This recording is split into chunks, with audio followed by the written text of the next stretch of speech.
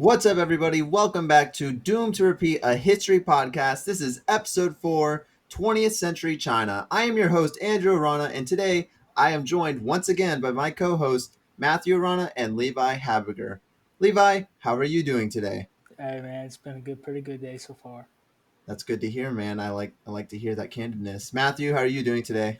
For those of you out there that understand, it's real Bapa Booey and Gucci bucket hat hours. Yeah, I really don't care. Gucci You made bucket us hat, late. You Gucci made bucket us hat, like Gucci bucket it's hat, 20 Gucci minutes bucket late hat, because you had to Gucci go to the bucket hat, bathroom. Gucci bucket hat, Gucci So you're on thin ice there, sir. And honestly, I might ban you. So That's just watch yourself. adding on to the Hey. Gucci bucket hat, Andrew. You just don't understand. And I really people don't. listening, if you do understand what it means, then you understand. Gucci Then bucket you hat, understand. Gucci Yep. bucket hat, Gucci In bucket case hat. you didn't know, Doomed to Repeat, a history podcast, is a history podcast where once every week on Sunday, three friends come together to talk about random points in history. As I said in the beginning, this episode will be about 20th century China, our most modern time period as of yet, boys. So that's pretty exciting and fun. Hey. Before we get into any of the chicanery, let me hear what you guys thought about 20th century China. Matthew, you want to start? Oh, with what I thought about it? Andrew, Yeah. there's a lot there is to be said about 20th century China, and we're going to get into that. But the best thing I have to say is because after into the later half, the second half of the century, there's only one good phrase to sum up 20th century China, and that's better dead than red. All right, Levi. You follow that up. There's a couple words that could describe Oh my god! 20th century China, I swear. and that is wacko, sane, Whack. boogaloo, electric boogaloo, um, crazy, tumultuous, dangerous. Um, a lot of words can describe 20th century China. You know, I gotta be However, honest. however, My the bad. one word I would use, despite all that happened, despite all the disasters, despite everything, it was pretty epic. Epic. It was pretty From epic. a historian's viewpoint, back at it, it is pretty epic. There's so much shit that happens in this 100 years. It's fucking wild, man. And when I say that, I It's mean just one country. one country, It is. country that has its toes dipped in so many things, and it changes face so many times, and it is crazy to talk about. And we're going to talk about all of it coming up soon. Before we do that, of course, with tradition dictates that we have our hypothetical of the day. All right, boys, are you ready for the hypothetical? Yes. Yeah. All right. So today's question is a little related to what we're about to talk about. Oh boy. Would you rather be an American in the Boxer Rebellion Hmm. or a student in Tiananmen Square?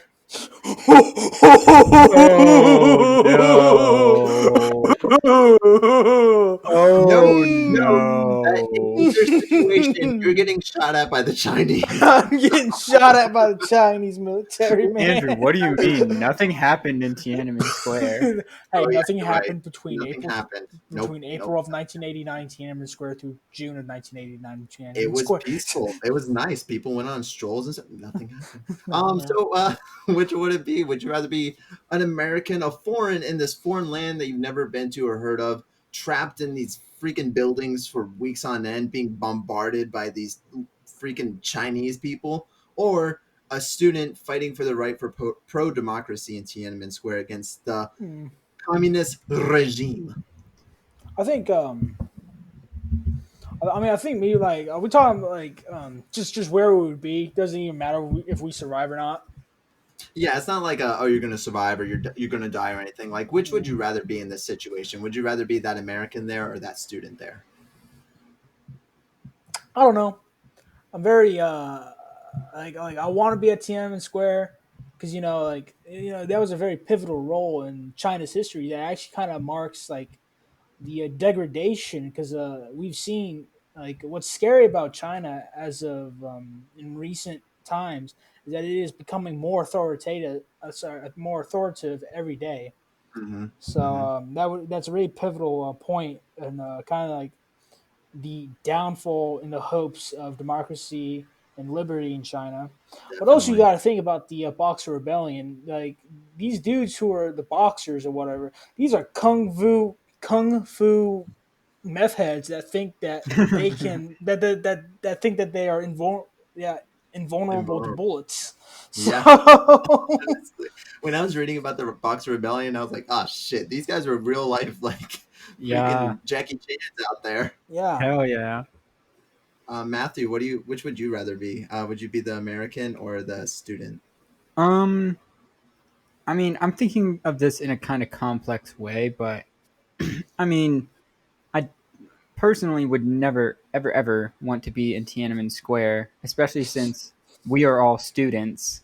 Like, knowing what they did to those students, I would not want to be there. I'd rather be the American because, well, they, in the context, yeah, some died, but like, we won, let's go. It's a terrible thing, imperialism, to an extent, but, they were rightfully on what we owned, so they have to put up with it. What are you And talking the about? Chinese, like, yeah, sure, they want their own land and for us to not have influence in their government at 1900, but hey, the opium crisis just kind of crippled them. Yeah, yeah, Don't do yeah. drugs, kids. But yeah, I'd Um, be the American, and because that means I'd get to probably witness World War One. True, true. Personally, I think I would be the student in Tiananmen Square. For nothing else, for none other than the reason that I would be fighting for something I actually believe in. Because the Americans and also every other nation that was involved in the Boxer Rebellion, because there were a lot, um, they were kind of just there to help. Like it wasn't really their fight, but it was more of a hey, these guys are important, so we should go help them. So it wasn't like really fighting for freedom or anything like that. It was basically fighting a bunch of kung fu methods. Uh, and I don't know if I would want to fight and die for a cause as stupid as that. So I would personally be the student in the square. Okay, um, all right, I'll just table that for later. What I feel about their actual rebellion and the reasons for it, but Also, I swear to God, if you keep messing with your mic, I'm going to drive over there and strangle you. jokes on you. That's a long time. Okay. Just hear this constant like, I'm like, what the hell is happening over there? Have fun editing all that out. Will. Usually, whenever someone's talking, I just cut out the fucking audio for whoever's whatever. All right, all that's going to be cut anyway, so it doesn't even matter. Um. Papa Booey. All right, so there's that question answered. Now we're going to go ahead and just jump straight into 20th century China. Uh, boys, well, I guess Matthew, me and Levi were talking about it, and we kind of have the same things written down. And at the beginning of the episode, when we said there's a lot going on, we were not exaggerating. There are dozen rebellions, countless massacres, quite a few wars, cultural changes here and there, everywhere, influential people living, dying, cannibalism, that'll come up. That's always fun. This thing called the Asian Holocaust is coming up. That'll be fun. Ooh, Nanking.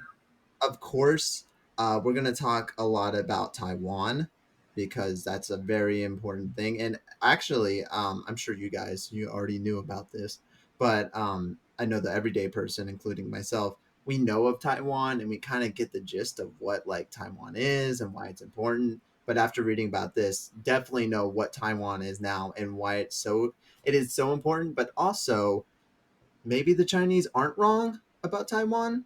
That's something that we'll get more into later. All right. But first, starting off our timeline, we're going to start with the biggest event at the beginning of the 20th century, which I believe is the Boxer Rebellion. Do one of you want to kick it off with explaining to the audience what the Boxer Rebellion was aside from Kung Fu methods? Levi, do you want to do this or do you want me to take this? If I do You, this, I'll let you take like World War II. oh man, I was going. Go ahead. Go ahead. Wait, do you want to do it? Because I can do No, World War no, II. no, no, no. I was gonna do like just like this the Civil War or Second Sino-Japanese War. Oh no, no, you can. Yeah, no, no, no, definitely do all this. Well, I kind of lumped those into World War II for them, but yeah, you're good. You're good. But okay, so the Boxer Rebellion at the turn of the century started in 1899 and lasted until 1901. The reason for this rebellion starting is everybody is fucking pissed off at all the colonialists. That is basically the grand gist of it.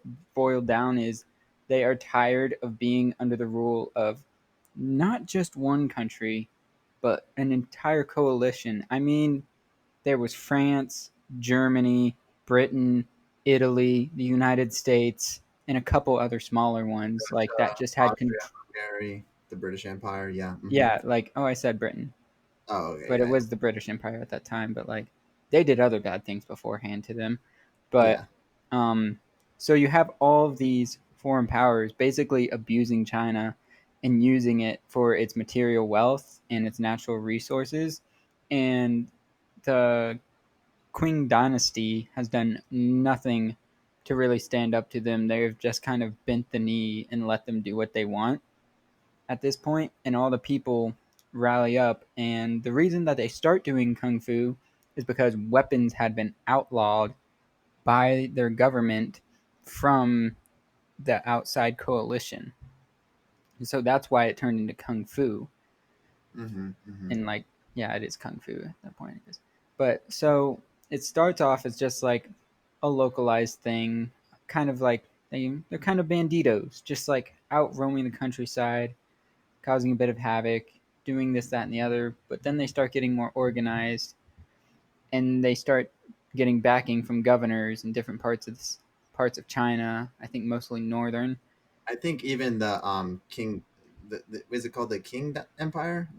It was the Queen Empress Regent, which is I think Or what was the dynasty called? The the Queen. Queen. It's the Yeah. Qing dynasty. Yeah. I think even the Qing dynasty. I think they even supported the Not boxers. not all of it. It was only the regent, Queen Regent. Mm. Okay. Okay. And I mean, what there was there any massacres that you guys read about in this that you I want to mean, talk about? Because I was going to talk about the siege of Beijing. yeah, that's I mean that's the big one that when you know about the Box Rebellion, like you said, it's only 2 years long. So in terms of wars and rebellions and stuff, it's not that long. It also didn't have a lot of battling involved. I'll pick up from here because I actually read about a lot of things this time and Mhm. read about actually studied this time and comprehended the information because I always study, but this time I was actually getting it. So what I interpreted while reading this was that the Allies had forces there, and we say allies for all those nations that we listed. They weren't necessarily allies. Like we're not saying that the British and the Russians and Japanese and French and German and all of them were all together and allies, but they were all in China at the time, basically taking whatever they wanted and ruling over them. And when the rebellion started, the allied forces weren't big and they also weren't like fully supportive of a war. That's why it's called a rebellion. It never actually expanded out to a full-blown war. And because of that, there weren't many massive battles. There is one person that I do want to bring up. His name was Dong it, Fuxing, I think is how you pronounce his name. He was one of the Boxer generals, and he was kind of the person that led them. He was their what do you want to call it? He was their General? I guess yeah, you could say general. I was thinking of their Mayo of the time. You know, their the person that they looked up to. He led them. Yeah, he was a general basically that was what the rebellion stood for. He was very anti-foreign. He was very anti-imperialistic, and then also a big thing was Christianity. Um, with all the foreign influences, Christianity also started popping up a lot in Japan because of this, and a lot of the natives were very anti-Christian. And a big part of the Boxer Rebellion were the Boxers killing lots of Christians, burning churches down, and stuff like that. But yeah, I think the main big battle was the Battle of Beijing. Levi, do you want to tell them Um, about the can Battle I of Beijing? just touch on the Christianity aspect real quick? Yeah, Okay, Levi, I'll let you go right after this. But I just want to say that, like, Christianity, I believe that all of us here are Christians. Yes, talking on our podcast right now, not you guys. I don't know. Yes. You have your own beliefs. But Christianity in the Far East, in Asia, has not gone very smoothly because they always try to force it. They try to, and they did it with the Native Americans in the United States too. They just try to force it down their throats. And if you don't convert, then they would usually also sometimes torture people or kill people if they didn't convert. So it's a very fucked up thing that a lot of the Christian missionaries were doing there. It's not of what we see nowadays from the Christian church. yeah, they went But going over the purified water and basketball goals yeah, and no, no, shit. no. They looked at them as people who needed saving. These barbarians, these peasants, these lowly beings who Well, they were going needed. to go to hell if they didn't weren't saved. I understand Yeah, that aspect, but Yeah, at the same, but they also looked at them still in sort of a subhuman light because they were Oriental as well. oh, some I have no doubt that colonialism had its racist tendencies and Mhm. such, but also, yeah, the boxers targeted Christians, and I do, Yeah. and I agree with you on that, Matthew. But at the same time, like when you fight wars of religions, it's a very it's kind of a touchy subject. You know what I mean? With anybody, you get what I mean? Because you're getting down to the point where whose God is the right God. You know what I mean? yeah, But that's what it kind of boils down to is our so beliefs are better but than yours. so the siege of Beijing was kind of terrible. Um, Basically, the whole armada of the let's just say call them the Allies.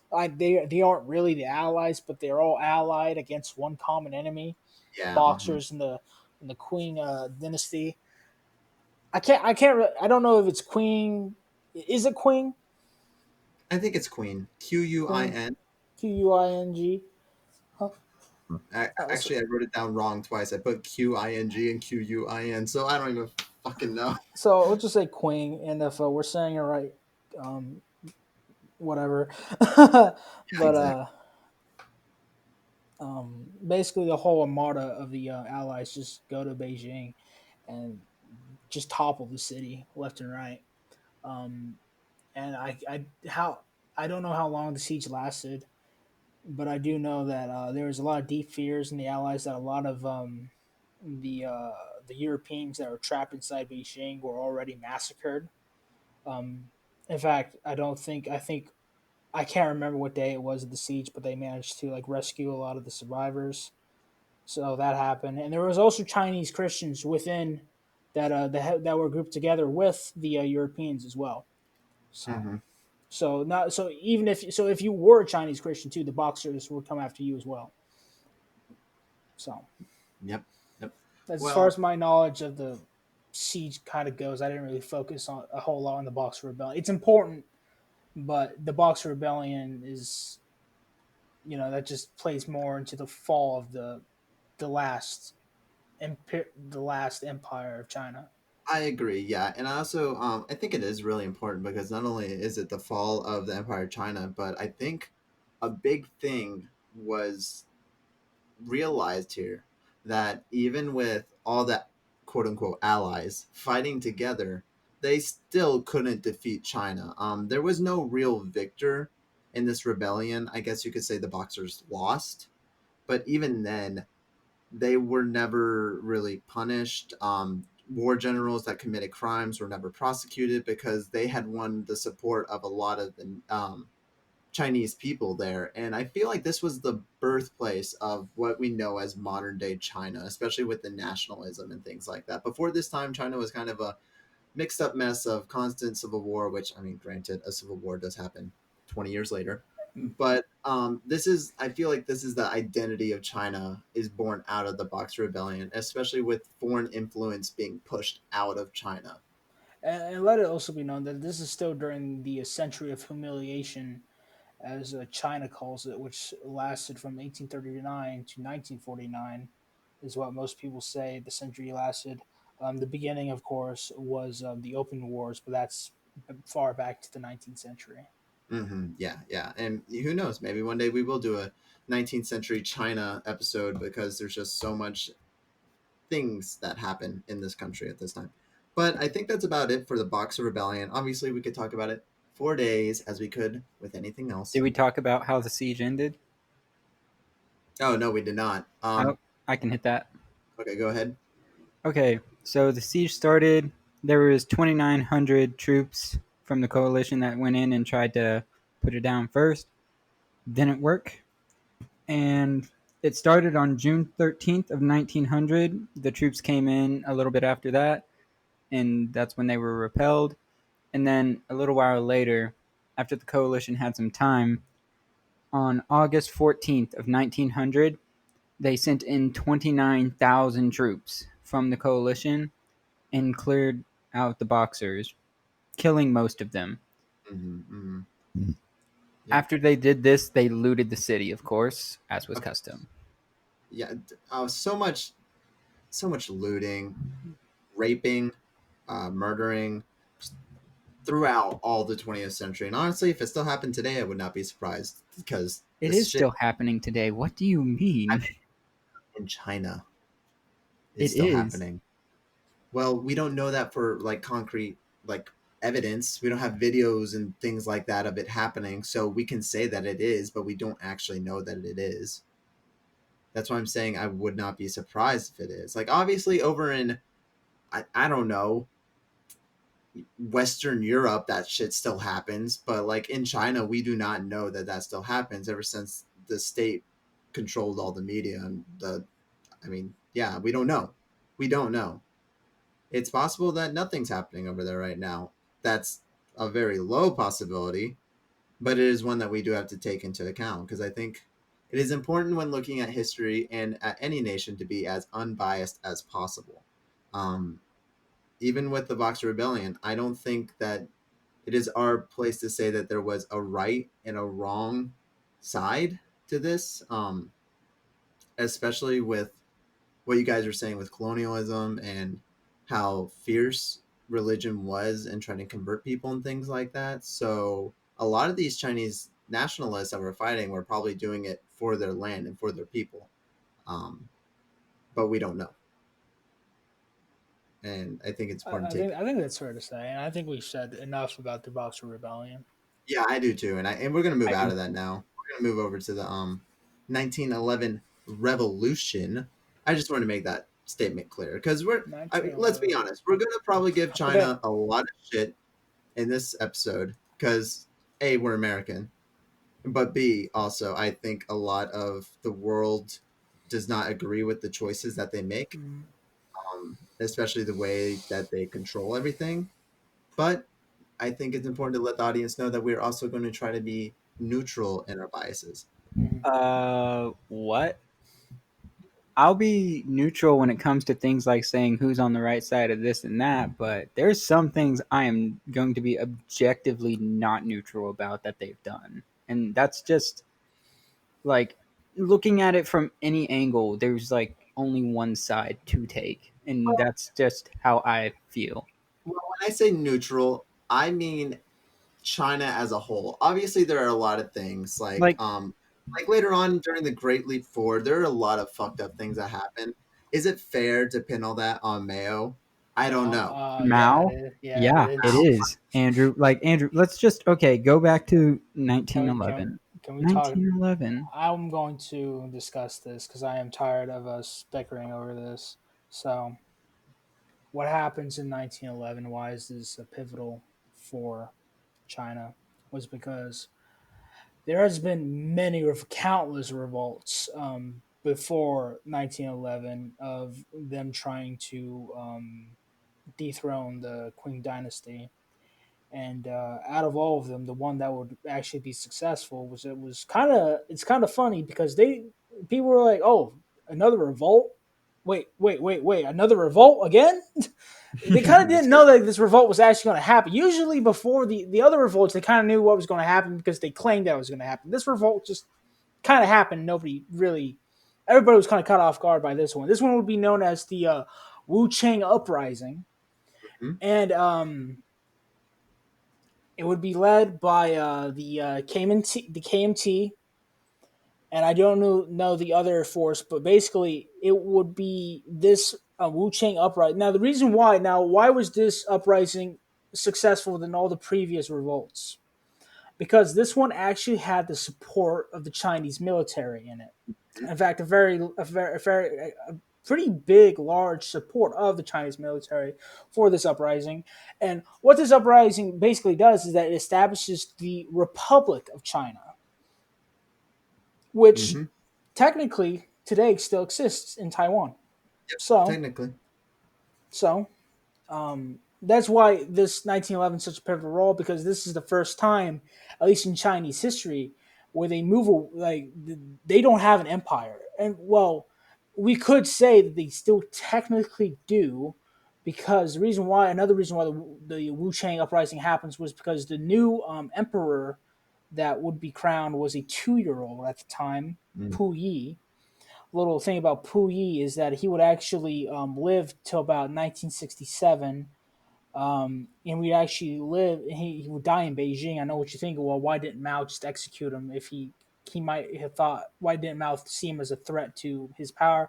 Well, Mao understood that it would be bad to have him killed because he was still he's the last emperor of China. Yeah. You Yeah. You know, don't want to kill. so That'll spark revolution. yeah, so Mao allows him to live and such, and he dies sometime in 1967. So the last emperor of China during the Wu Chang uprising was a 2 year old. That we know. Yeah. Who knows? Maybe he had some kids. Maybe he got a little flirty.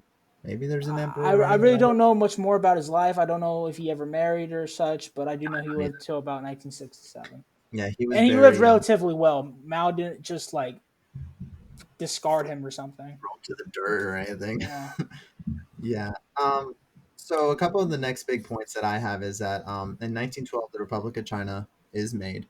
And then in 1921, the Communist Party of China, influenced by the Soviet Union, is founded. Hmm. Is there anything that you guys want to talk about between 1911 and 1927? Oh, yes, I do. All Yes, right, I go ahead. do. Most Levi, notably, go what go. what what do you want to talk about? I'll let you go I first. was going to talk about the Shanghai massacre or the April 12th purge. I do Mm-hmm. not have that, so yeah, go ahead. So basically, what happens is that for about kind of for a little while, the Kuomintang or KMT and the CCP, Communist Party of China, kind of have like this little uneasy. Wasn't really an alliance; they were kind of just together. Basically, the Kuomintang were basically just kind of allowing the CCP to be around. Mm-hmm. But then the KMT decided, or sorry, the Kuomintang decided that they were a threat, and they decided that they needed to be that the nationalists decided that the communists needed to be removed, and there was this big oust of the communists in Shanghai. The reason why this is called the Shanghai massacre is that I believe around I can't really remember the numbers, but I think like upwards to I think around 5 to maybe 10,000 communists were executed, and All the these are numbers. yeah these are rough estimates by the way. These are I have the numbers right here. It oh you says have the number. Go ahead, tell me the numbers, please. so. A lot of these things. Well, the problem is in the later half of the 20th century China, it was communism. So a lot of things were covered up. And then in the earlier half of 20th century China, there was so much instability that nothing was recorded. So a lot of these numbers are very broad estimates. And the numbers for the Shanghai massacre are that between 500 and 5,000 members of the Communist Chinese Party were killed.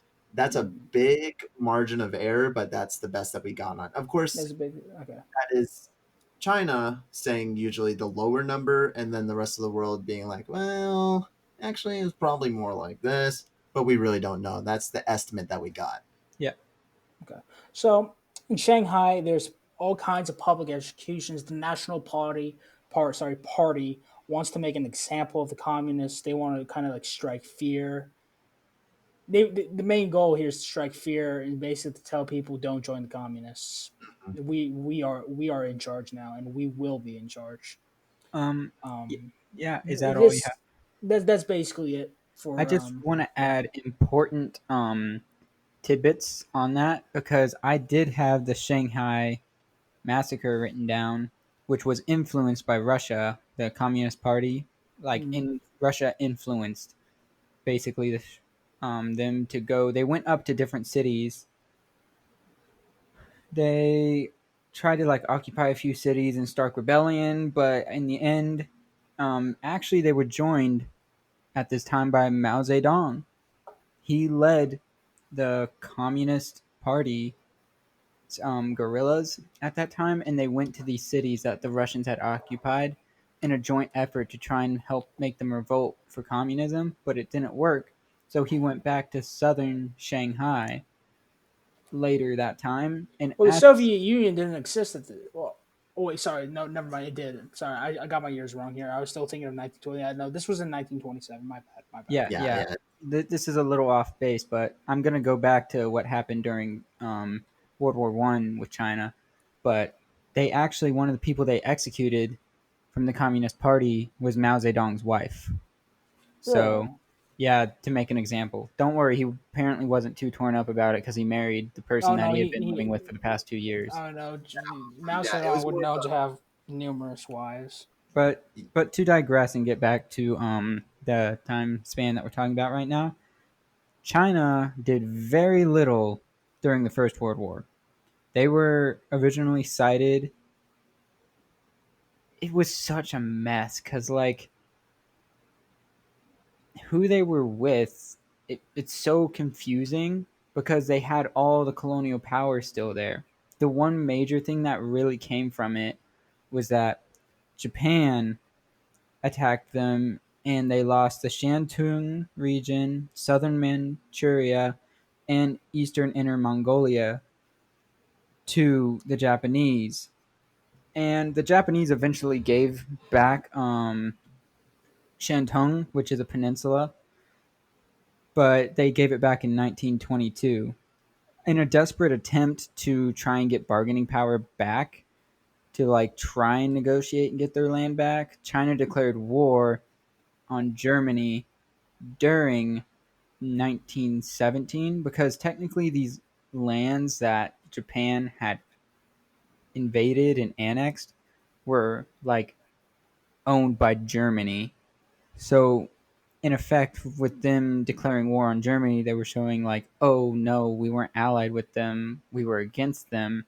But in the end, the League of Nations, headed by the United States, Great Britain, and France, decided no, Japan gets it, you don't get it, which I feel helps to stoke the rebellious and distrust of the West in China. Is when they keep getting just fucked over by Europe and the United States. now. And another. Oh, go ahead.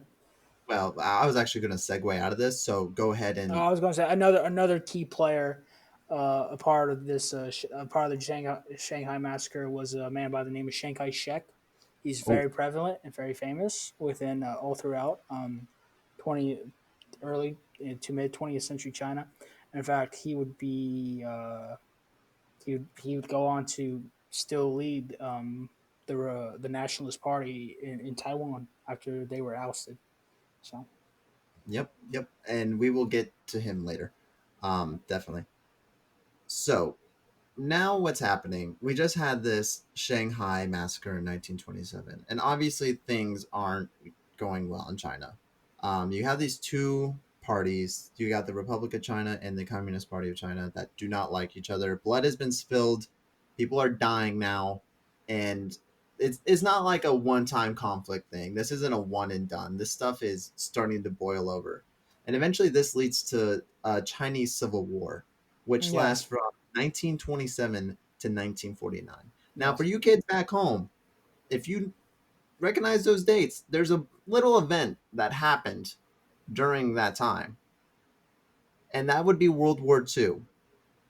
Now, not only did World War II happen during this time for China, but the Second Sino-Japanese War also happened, which Yes. kind of was also World War II, but also kind of wasn't. And I there's a Go ahead. lot happening to China right now. So I guess we could start with the Civil War is kind of put on pause In a way, during yes. in 1928 because of all this stuff that is happening. Well, the Civil War would be put on pause in around kind of like 19, like the 1930, like It might be the Japanese 1938. invaded 1937. Okay, so yeah, that's probably 1938 then. I think I typed that wrong. That makes more sense because, like, wait, 1 year after that doesn't make sense. But yeah, the Mhm. Japanese invaded in 1937, and then this whole fighting between the Republic of China and the Communist Party of China, it basically stopped because, like, we got bigger fish. N- Right? Actually, Levi, I'll let you take it. so I'm not saying it really did. I said it kind of stopped. it kind of stopped. Yeah, he's right on that. So what is the second Sino-Japanese War, and why is there a second? Well, the first the first one happened. I can't remember when it happened, but basically it was Late Japan 19th century. invaded and basically took over Korea. And so, why does the second Sino War between China and Japan happen? Well, it's basically the failure of the United Nation, the League of United Nations, and kind of towards the back of the Treaty of Versailles.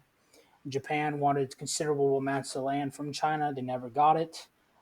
Japan felt like they were disrespected and that they would never receive the respect that they would ever get from the West. So a growing military dictatorship grows in Japan under Hirohito, um, and finally it boils to a point where um, the Japanese invade China, most notably through Manchuria, Hmm. and all hell breaks loose in China. The Japanese are ravenous, and they cut Hmm. a very bloody path through China, through Shanghai, most notably Nanking, where they just massacred the city. Countless innocent civilians died. In fact, you look at the estimates for World War II, more Chinese died, more innocent Chinese died than any other people that died in Yeah. World War II. So So, I have some quick numerical facts over here before we get more into this. Matthew, we'll mm, let you get to talk in a second. But you're good. a little bit about this Second Sino-Japanese War. I mentioned this earlier, but it is widely considered as, quote, the Asian Holocaust because of how many people died in this war. An estimated 3.8 to 10.6 million Chinese soldiers died. About 3 to 5 million Japanese soldiers died. And yeah, you're saying about civilians, they were by far the most casualties. 10 to 25 million Chinese dead. And those are only rough estimates. Surely there were many, many more that actually did die. There wasn't like population. There wasn't a census like there is now. There were so many small towns and just the Japanese Villages. were ruthless. They would Mm, murder and rape and kill and dismember every single civilian and person. And for some context, like you said, um, the United States during its whole stint in World War II lost 418,500 soldiers and civilians. So not even a fraction of what both these nations lost during this conflict. so, kind of to really touch upon the second Sino-Japanese War. Where is China in this? How are they faring against the Japanese? They're not faring well, actually. Not at The all. Civil War is really kind of, although the KMT, the Nationalist Party, has managed to kind of solidify itself. At this time, Mao Zedong is out in the hills. He's up. He's kind of up in the north. He's up in the mountains, resulting back to their guerrilla fighting tactics. But through this time, we'll talk about Mao's gain of power and how he basically gets all the peasants on his side. Um, the KMT basically really can't fight the Japanese on their own, and so the communists are willing to put differences aside and fight the Japanese. The KMT, most notably under Chiang Kai-shek, is very he's not trustworthy of the communists at all. He doesn't believe them. He will never believe them, and he basically just says sure. Um, but in reality, though, Shanghai, even when the Japanese were marauding their way through China, Chiang Kai-shek was still more worried about fighting the communists than he was about the Japanese. Mhm. So that really just deteriorates his image. Yeah, and that's what I meant about how they kind of stopped fighting each other and they came Mm. together. That's that was that you explained right there I is what I mean, meant. it's But a touchy thing on that because in the ideas of what they are both trying to do is they're trying to build a new nation. They're yeah, trying to put out a new face of what China is. And you have two very starkly different ideas of what China should be like combating each other. You had communism and nationalism, which was the nationalism was more along the lines of like, oh yeah, capitalism is okay, stuff like that. But you have these two very conflicting ideals going together. In his head, in his mind, he might have thought, and many people throughout history have thought this way, like, yeah, we're being attacked by a foreign power, but also at the same time, like, I would rather lose that war than lose what China could be in the future. yeah. Hmm. I mean, that is admirable, but at the same time, can you not put your petty squall? I'm not trying to like undermine that the Chinese Civil War was important, but at this point, compared to the threat of the Japanese, the communists versus the nationalists was nothing more than petty squabbles at the I force that they were both facing. I agree, and Mm-hmm. I mean the Japanese were never favored by the Chinese, especially after the first Sino-Japanese War. Oh no, they were So humiliated after the first Sino-Japanese War. Another key point in the falling of the Qing dynasty. yeah, so when the second war did happen, I think for a majority, and from what I read, a lot of the texts were saying that the majority of the fighting stopped. Like, you take the amount of fighting that was happening in the Civil War pre 1937, and then 1937, 1945. There was much more happening before. A lot of it was diverted to fighting the Japanese, from what I read. Who knows, though? Historical texts are different. Maybe there's some books out there that touch more on the actual Civil War fighting during those times. Um, so yeah, important note is that during this Japanese invasion, they do take over the island of Taiwan, which will come into a massive play later. Is there anything else you guys want to say about the Sino-Japanese War? Did you want to get into like the battles and the tactics and things like that, or did you not really care about that? You just want to talk about the like how this affects China I, I, culturally? I I was more focused on how this would affect China. Sure, yes, it is very interesting the tactics and such. I do know that there is a kind of a famous picture from the Japanese invasion of Shanghai where they are wearing gas masks. Yes, yes, they played it with gas masks on. Yep, Mhm. that is a But very famous picture. I didn't really get into all that either. I was really focused, or not even focused. I was very intrigued on all this changing in China and what the people were going through. And I mean, at this point, think about it, 1937. If you were alive, if you're like 45 years old, you've seen so much shit already and mhm. so much is changing in your land. It's kind of neck breaking. It's kind of wild and crazy. Um, Well, I know we really didn't touch upon the warlord period, but like, yeah, this is a very like if you're 45, like yeah, this is. Very different.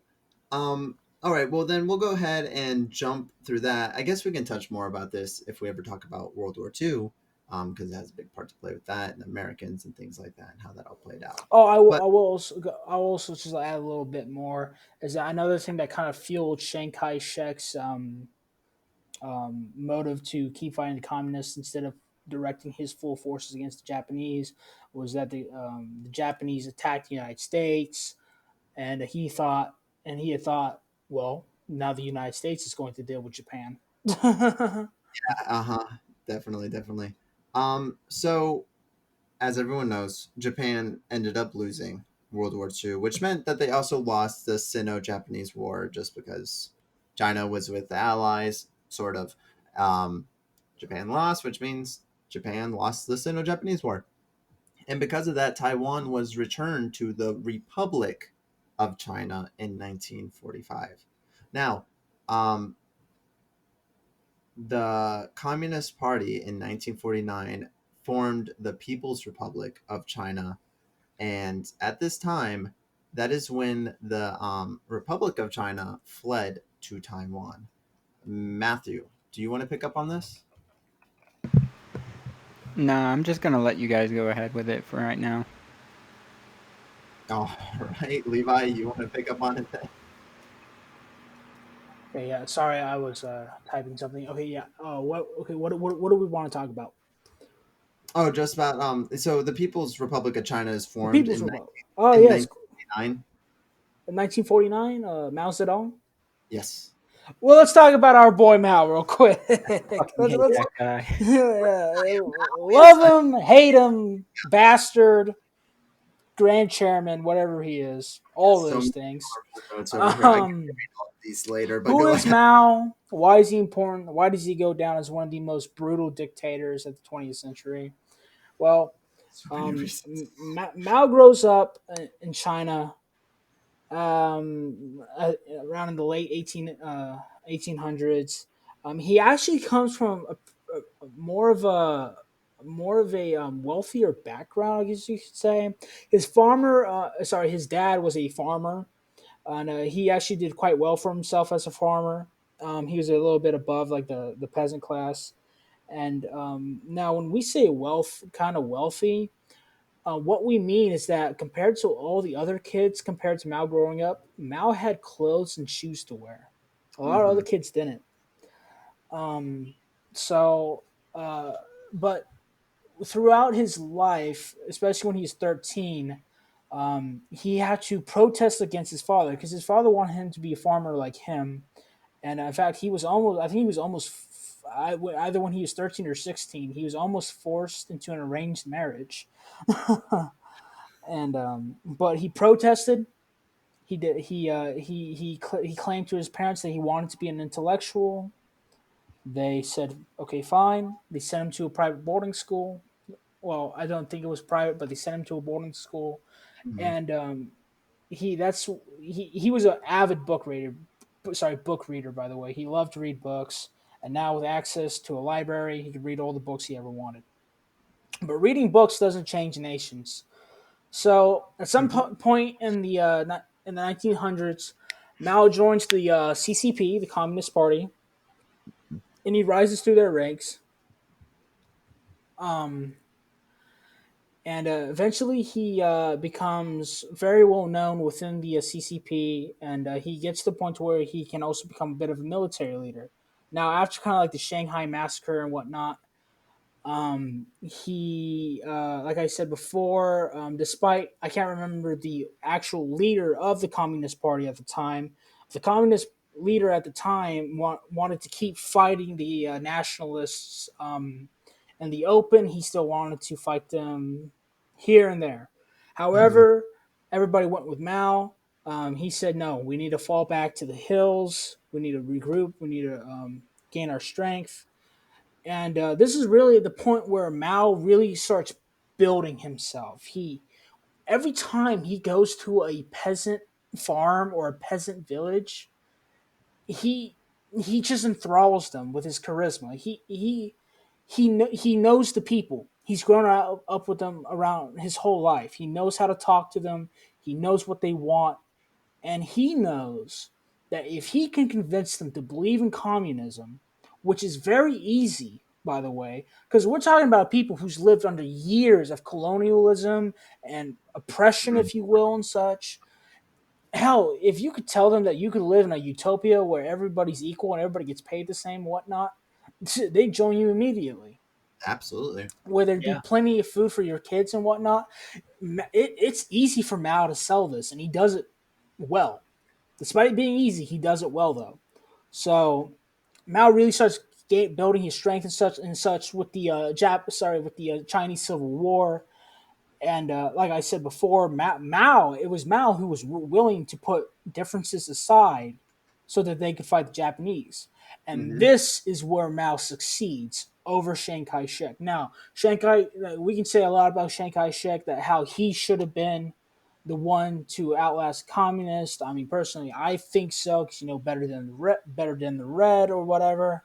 But um, I mean, here's there's a whole how bunch that we can talk about Chiang Kai-shek too, yeah, because oh yeah, he's Chiang shown Kai shek very is a very interesting man and such. But here's how Mao kind of beats Chiang Kai shek. Mao beats Chiang Kai shek because Mao is completely committed to fighting the Japanese. By Mao doing this, not only does he set himself up to be a war hero, he also sets himself up to be the savior of his nation. Yep, So that's how Mao basically succeeds over Chiang Kai shek, and that's how Mao just his followers just grow overnight. yep. All that is correct. I agree with all that. Chiang Kai-shek, I want to talk about him a little bit later. I want to talk about some more of the more influential things that happened during Mao's uh, leadership. And I think this is where we're going to start getting into a lot of that discussion that we were getting to earlier about what we deem as good and not good. And is he a good leader and is he not a good leader? And I just want to Oh, point this out one more time that all these um, statements of are they good or not do not necessarily reflect my personal opinion. As the host, I am trying to reflect it for everyone to make their own judgment, and I want to give all sides. Of course, I'm going to give my personal opinion at the end. Um, but for you guys, especially, I want to let you know that when I'm over here saying Mao is one of the greatest hero leaders of all time, that some people say, I don't want you thinking, oh, I need to argue that right away and stuff. Because I am definitely going to say at the end, I do not believe that.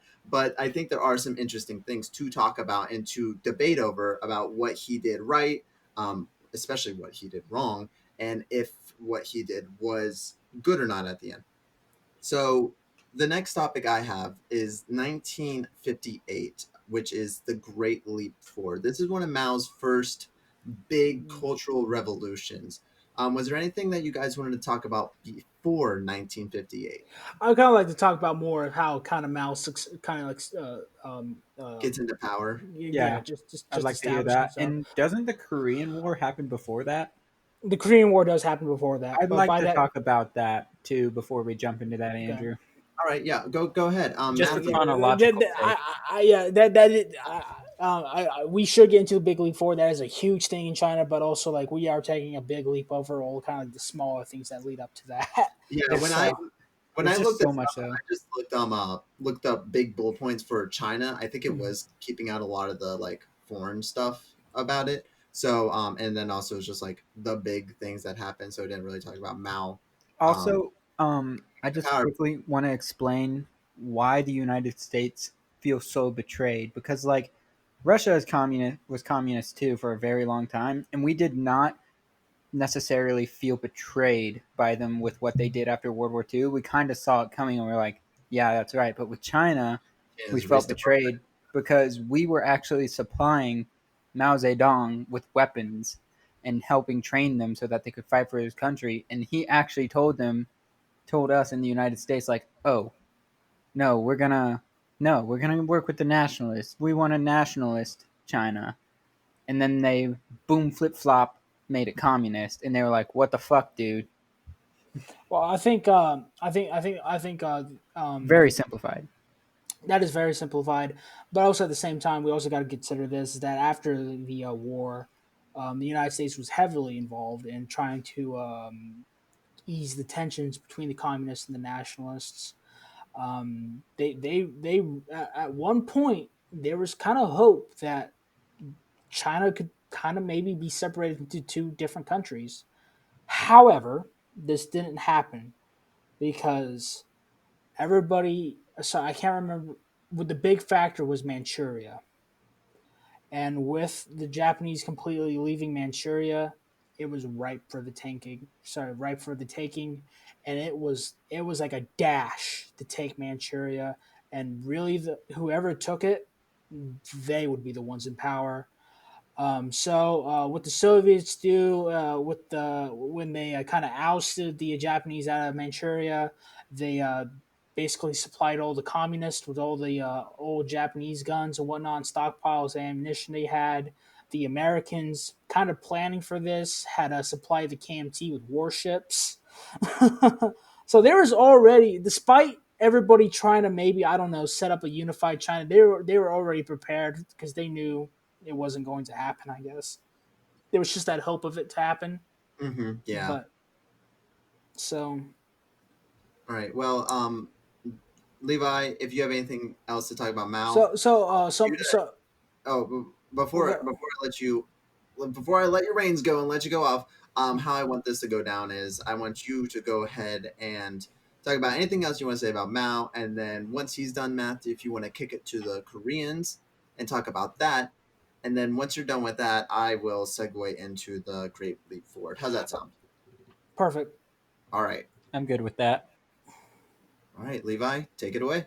Okay, so basically, the communists win Manchuria, and from there on out, that's basically the end for the nationalists. They take over China. They take over, yeah, they basically take over China. China just battle after battle. They just keep winning. They take Shanghai. They just push the nationalists out, and Mao Zedong basically sets himself up for life as the leader of China. Yep. All right. So Is that that's is so that that's about it. Yeah, that's about all it. right? Sounds good, Matthew. What's going on with Korea a little after this? Um. Oh So real quick, just real quick. I go will ahead. also say that after Mao Zedong formally secures himself his power, that is when the century of humiliation, at least for the Chinese, the way they describe it, the century of humiliation ends. Yes. Yes. Hmm. Absolutely. All right, Matthew. Korea. Okay, so Korea. Korea is still an issue today because it's still separated into North and South Korea. At the time, it was basically a localized civil war, but the North Koreans had backing from communist China, and they went over what is now known as the DMZ. I can't remember what parallel it The is. 38th parallel. Thank you. And they went over that and took over. Mm, I think it was Seoul. So the Yep. United States sent in troops and declared war on North Korea. This war, technically speaking, is still active. There's just like a Well, not America. ceasefire. Not the not with America. With No, it South. is. I thought it was only active with South Korea and North Korea, not with America. I thought America. No, it's active with America too. It's there's just a ceasefire in the DMZ. So, what we did was, I think it was MacArthur. MacArthur, yes. This Yeah, goes this goes all back to Truman's yeah, plan for containment. yeah. They're basically the United States plan on containment was they are trying to stop the spread of communism. This is like the first of all of like the crazy shit that the CIA does to try and stop communism, topple governments, and institute people into power that they think are going to be favorable towards the United States and towards capitalism and crushing communism. So this is the first step. This is probably like the first active war that was done about it, if I know correctly. So the United States goes in under MacArthur, and the North Koreans are not nearly as well organized Oh no. or battle hardened as the United States military is because there was a lot of veterans from World War II still in active Mhm. service when this happened. To And go ahead, do you Matthew. want to say something, Levi? I was just going to add real quick to kind of give you the idea is that the North Koreans were still using mass attack rush tactics, basically just charge a whole field to try to overwhelm them. Yeah, exactly. So the United States, which had kind of dealt with something like that before when they were island hopping in Japan and the Pacific, knew kind of knew exactly how to combat that. And they had better technology at this time too, armed with the M14 and better tanks than in World War II. It was no chance for the North Koreans. They got all the way up to the top of the Korean Peninsula. And MacArthur was like, give me more troops. I'm going to go into China. I am going to stop these fuckers right here, right now. I'm containment, sure, but I can also blast them off the face of the earth. And that was his plan. And the United States government said, no, no more troops, no more anything. You just stop right there.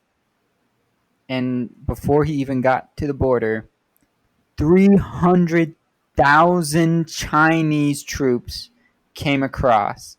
Overwhelming. This is when the overwhelm tactic worked. 300,000 troops is hard to really imagine just coming over in an entire swarm. It's honestly mind boggling. With the use of artillery as well, especially at the chosen reservoir. Yeah, it was just they were prepared and ready 100%. And these American troops that have been fighting constantly for weeks just were basically taken off guard by this massive overpour. So they pushed us back and back more and back again, all the way back to the 38th parallel, which is where the border now stands. But with this in mind, North Korea truly is not its own country. It is just basically a strappy state of China in that Um, sense. Um, let's well, real quick is that at this time nobody was really North and South yet. Everybody was just Korean Yes. in Korea. So yeah, they're all Koreans. Also, I mean, maybe at the time, yes, with China and North Korea being just a Chinese proxy state or whatever. But I think now, and I know you're talking about then, but I think over time, China has started to distance itself from North Korea they have, in a way, and yes, giving them they more kind of control. have. In the public eye, Yeah, yes. I don't yeah. think even behind closed doors because China does not think about China and how much control they have over everything they own. If they actually owned North Korea in the background, I don't think they would let the North Koreans do as much as they do. I honestly believe that North Korea is there, and China likes North Korea there because that means the United States is not beside China. Because if South Korea took over North Korea, South Korea is very Well, closely related to I, to America. I think that would be an issue for China. So China likes it now, where North Korea is this buffer state where it does not own it, it does not control it, but it is what do you say? It's glad that it's there, you know. I will say this too is that I think China also kind of likes North Korea as the idea is that they're crazy and they're kind of like Iran. They're very open in how they hate America. Now Hmm. China will say what you want. If, at least right now, China is not very open of how much they hate America. We know, but they kind of don't say it to our faces as much as they probably want to. Well, I mean, America is the same way to China. Hmm. Given Donald Trump is different, he is much more open than any other president has been about disliking China. Yeah, yeah, I yeah, yeah. fucking and that's honestly not trying not to get political. That's one of the things I like because Uh, I'll end. I'll save that for the end, and you can cut it out if you want. But like, I like how just blatant he is with China. It's like I said, it's fine to get political on here. I just don't tell people that they're wrong for viewing their own political beliefs. You're allowed to like and believe whatever you want to when it comes to politics on if as a listener of this podcast. I just want to make that clear now. We do not care what your beliefs are. As long as you are just a good person and not an asshole, we like you and we Yo, you appreciate. can even be an asshole. I'm not gonna like you, but you can still listen to my fucking podcast. Be nice to people. That's what I'm gonna say. But I think it's two sides of the same coin with that whole China not liking America, America like not liking China. I think you're exactly right though, Levi. I think China really likes how vocal North Korea is about disliking America. But I do not think that China quote owns North Korea in any way. Maybe back then, but now I do not believe that they do. No, they still do because Korea, the only place that North Korea, this is just, I was going to add it on earlier, the only place that still trades with North Korea is China. Every other country under the EU at least has sanctions against North Korea. So the only place that North Korea can get their anything supplies for, like weapons, is from China. Well, I think there's a reason for that. And I don't think the reason is that China owns them. I think the reason for that is that I think it's the simplest explanation is usually the best one. I think it's because they're right there. They're landlocked, connected to each other. I Yeah, think the, that's the why. buffer state is definitely true. Like them being a buffer state is definitely a fact. No, I meant like why they trade with them exclusively. I think it's because North Korea can't afford. Because you think America's gonna let planes of guns and things fly from I don't know Iran or whatever to North Korea? Like they will intercept those things and stuff. You can't intercept mainland China trading with North Korea. You can't do that. I think that they're doing that, and they're the only ones that do that is just because they can. I don't think they can physically trade with anyone else outside of them. Personally, Okay, they have ports. I'm saying they could trade with everybody, but they are not allowed to by the United Nations. yeah, The United Nations has put sanctions on them yeah, for those reasons of basically crimes against humanity. yeah, hmm And the only country in the United Nations that still trades with them openly for everything is China. yeah. China, China. China. Okay, that's all I'm trying to say is like because you can economically own someone too. I guess, yeah. I guess you're gonna say economically they own them. Yeah, I believe they own them in every way, shape, and form, I but don't. they definitely economically own them. I don't think so. I Maybe don't they think think so. that they do, but if you go over there and ask any North Korean who I don't owns think so, Matthew. Main reason why is because of their military. that too, yep, they What have one of about their military? It's the pretty biggest big. military on Earth. It's one of the biggest militaries on earth Yeah, compared to all the rest. Think about it though. China, like, yes, I just don't think China completely owns North Korea. I don't either. And especially now, you hear those. I mean, it's on the news and stuff. You hear how North Korea Sure, will are the allies? Yes, but definitely, definitely, completely owns them. because North Korea will Economically, maybe they'll yes, make but those outlandish claims, and China does like the anti-American stuff, but North Korea, they fuck around a little too much, and they'll like really start doing some threats, and you'll hear about China being like, "Hey, you guys need to chill. Like, come on." yeah, that's what. And then after China tells them to That's what chill, they allies do. usually fucking chill. That's what allies do. That's not what owners do. If they own them, they wouldn't be saying it in the first place, is what I'm saying. Like, if they actually controlled them, they would not be out there doing what they're doing right now. Like, I think they are strong allies and they depend on each other. North Korea definitely depends on China economically, but I do not believe that China outright owns North Korea. And I'm sorry, but I'm going to move on from this just because I'm we have a fine lot with that. to talk about. But yeah, I mean, that's our stance on all that stuff. Definitely can get way more into that some other time. But for now, we're going to go ahead and jump to 1958, which is the Great Leap Forward. Um, Boys, I I put some colorful things in this, and let me know if you think I need to censor this. I don't believe that I do. Go ahead. 'Cause I think it's more of a common. It's known that this is true, but my yeah, first line I that I have mean, right here. yes, it is but like you're not gonna like make fun of because this is a serious issue. So what Yeah. I say? No, no, no, no, no. I'm not making. Okay, Okay, okay, okay, let okay. me just. My first line here about the Great Leap Forward is basically why communism is fucking stupid and never works.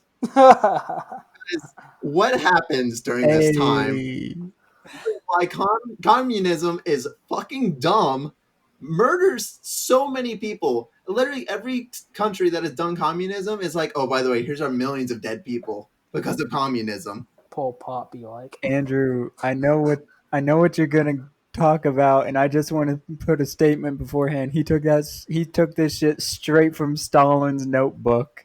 Like that's what he did. The spark notes real quick, and then we'll absolutely dive more into this later. But this was reform, not reform. This was a cultural movement led by our boy Mao, and Grand Chairman Mao at this time. yep, Grand Yes, come Chairman on, Mao. program led by address him Grand properly. Mao Zedong to reconstruct the economy from um, farmer type of life to a more I guess He wants to turn China into an industrial powerhouse tomorrow. exactly. He That is the goal. changed farmers into steel workers. Um, this resulted in massive famine. An estimated of 18 to 45 million people died as a result of the Great Famine. Private farming was prohibited. So if you were not a farmer, you couldn't just start growing a farm. Prohibited. They were Um, given up for the betterment of the people, nonetheless. yeah, for the betterment of the people. Inspiration for this came from our boys, the Soviets. They were trying to outdo the U.S. industrially. China at this time was competing more for the UK, trying to outdo them industrially. So there's the quick spark note to that. So this is one of the big points why people say Mao Zedong is one of the worst people ever. Why Mao Um, Zedong can suck Zedong? you gotta be careful. A lot of people like him still. Um, this is this is not Levi. Tell the people why this is just one of the worst things to happen. Why is this the worst thing to happen? Well, real quick, do you guys remember when I said that Mao It's really not liked funny. to? It's not funny, but It's actually really awful what it's really happens. it's really awful what happens. But this go. Remember when I was talking about how Mao really liked to read books, Hmm. and you know he eventually went from reading books to becoming the leader of the nation. Yeah, reading books doesn't lead to becoming the leader of the nation. So he put down the books, became the leader of our nation. He accomplished that. However, reading books also doesn't mean you can create some kind of fucking fantasy policy and expect it to work on a Yeah. dime, as you said. So, what happens? Why is the Great Leap Forward so disastrous? Why does it inevitably fail? Well, like we said, farmers are basically turning to steel workers overnight. These peasants don't know how to be factory workers, and like the Führer has like a if you the Führer has a problem with me saying peasant, they were peasants. Don't We're argue with me on that, please. I don't care. That is an insult. It's what they were, and it's what they were seen as. Their goal was literally to take the peasants and turn them into factory workers. Like I said, these peasants had no idea how to work in a factory. We like there's no train, there's no formal training, there's no formal schools for them to go to. There is nothing. They are not only literally they weren't even in like real steel factories. These were like at home make steel. So people would they were comparing this to like Mao Zedong would go and inspect the steel that the farmers, whatever you want to call them, peasants, I don't know, the people that were farmers were making, they would inspect that. And compared to factory steel, it was not up to snuff at all. But he said, oh no, this is just as good. We can use this, which did not result in anything great, but go on. excuse me. So that happens, and then by the way, I will say this: for about I think about 2 months, the Great Leap Forward actually kind of worked. Like everybody was getting just a little bit more wealthier, but then the famine happens. And then the crop Then the stopped. crop, Yeah, like because you took all the fucking farmers from the fields. nobody's growing food. There's no food for anyone. Mass famine begins, and it got to the point China had to legalize the hunting of wild animals. In fact, this actually attributes to the damn near extinction of leopards and tigers within China. I think around 75% of their population was killed. Mm-hmm, mm-hmm. Um, and then after that, I think there was like a first famine, then a second famine. I'm pretty sure. Yeah, I think there are 2 points of it. I know a lot of people just call it the Great Famine. Yeah. Um, So kind of like the second half of the famine is okay. Well, let's go back to farming real quick. We'll go back to farming. However, you're only going to grow grain, yep. nothing but grain. We're going to feed everybody bread. I have no idea what was going on in Mao's mind. We're talking about somebody whose father was a farmer. I don't know what he was thinking, but he just says no. We're going to grow nothing but grain, and we're going to feed everybody bread. Okay, yeah, that's great. However, completely ruins the soil and the land because there's no crop rotation, nothing. And like even with all the grain they planted, there's not enough bread to go around to anybody. So more people starve. There's more famine. You would And think you would. Oh, by the way, people resorted to cannibalism yeah, during this time. that'll I want yeah to that I want to that'll come up state too. the reason that this happened though is because just like Stalin, Mao Zedong felt that he was the smartest man and he knew the right thing to do and never listened to his advisors. His I'm in. advisors warned him against it a lot, and I think he had some of them killed, just like Stalin, because he's like, Um, no, I know what I'm doing, so we're gonna do it this way, even though everybody advised, like, dude, what are you doing? to, No, to what the fuck? Just what? no, no, no, no. I will say this though, real quick about Mao. Unlike the rest of his unlike the rest of his communist contemporaries, this is kind of like not to get away from the Great Leap Forward. This is kind of getting to the idea of Maoism. Is that Mao was never against the foreign trade, unlike the rest of the communists. He was actually kind of all for foreign trade. He felt that mostly resemble to Karl Marx's theory of like the utopian ideal, like Mhm. everybody does everything together, you know what I mean? Yeah. So that's a little bit of Maoism. Like in that sense of communism, foreign trade is good, and that what kind of leads to, like the cultural revolution in the 1980s. But anyway, so back to the Great Leap Forward. So what? How is nobody pissed off? How is there not a revolution? How is there nothing? Well, uh, like I said earlier about Mao, he's a war hero and he's the savior of a nation. Mm-hmm. And he's also its doom, by the way, but he's also the savior of a nation. So at least that's how he was seen, by the way. And still today, Same it's thing for with some. Stalin. Same thing, yeah. And so anyway, he actually steps down as grand chairman because he's kind of like forced to. However, I think he regains his position again because basically he says, um, if I'm remembering right, uh, did they try the Great Leap Forward twice? So, Yes.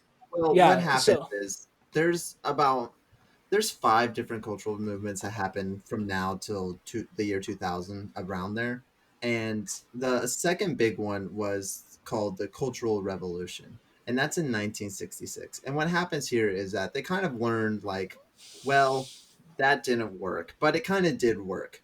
They did get some result, and they also learned that no matter what they do, these people are going to listen to them and they're going to follow them. So I have over here in 1966, because that's basically it for the Great Leap Forward. It was a failed movement. It resulted in millions of deaths. It showed how communism is not good. It just doesn't work that way. I'm sure some of the practices do work, but when you take it to that extreme, it does not work. Also, I did want to mention right before we move on to this, just to reiterate, when we laugh at things like this, we're not laughing because we think it's funny. we're laughing because of how fucked up it is. I'm Like laughing it at the stupidity of the man. Yeah. exactly. We're laughing No. about how Oh, stupid and how insane this stuff is. That it's like ridiculous what they were thinking. Like you're gonna make farmers grow steel or not grow? They're growing Grow steel. steel. literal backyard furnaces.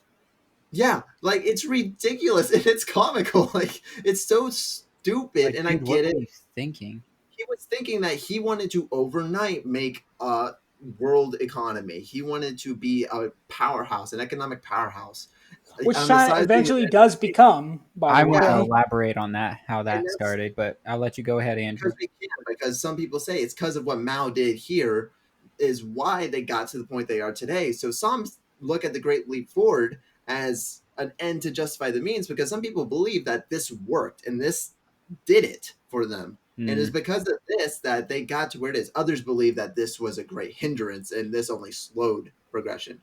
It But the depends on next thing, who. Depends on who you are in China, really. exactly, exactly. And then also, I mean, we'll talk about China later because we don't even know what Chinese people think because we're Um, not allowed to know yeah, what they think. I will Um, also, one statement right here. When I speak ill of China right now, I am not speaking ill of the people. I have met people from so many different places across this country and other countries from different areas all around the world.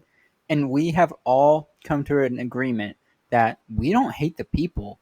It's their governments. We fucking hate their governments, not the people. The people themselves, I could easily break bread with someone from Iran or have a beer with someone from fucking Wuhan, China. Like, I if you're friendly, you're friendly, but like your government's policies are just bad. And I know that there's not much that most people can do about it.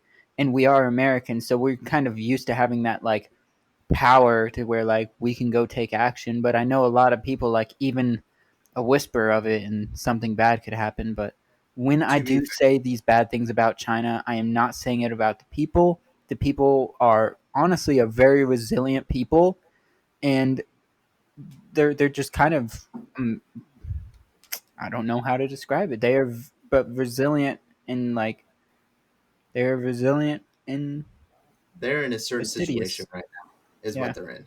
Especially looking at their history, they're in a situation because all this did not happen long ago at all. No. Like you got great grandparents telling you about this shit. Like you know, this stuff is very recent. Also, everything that you just said right there could easily be turned back to Americans and their government and things like that. So Yeah, just another that's what I was saying. Like I another hate one a of lot of those. stuff that the U.S. government does too, and I want to change it, but it's really hard. The only difference is we're allowed to talk about it. But Yeah. moving on to the Cultural Revolution in 1966. Now, Can I um, just real quick, go ahead. just some Yes, of final course. words, just some final sayings on the Great Leap Forward. Did the economy kind of grow because of iron production during the Great Leap Forward? Yes. That was the only benefit that ever occurred, and it was very short lived. Yep. So, what happened to Mao? He stepped down as grand chairman for a little while. Comes back. Why is he back? Well, people still love him no matter what. Mm-hmm. you, that's literally all there. Like he just caused the mass famine, but hey, the people still love him. He's still great. Yeah. He saved China. And he comes back with a vengeance in 1966. Now, the first line I have here is a little more colorful because it might not be as bad as the Great Famine. But Oh no. during this time, I wrote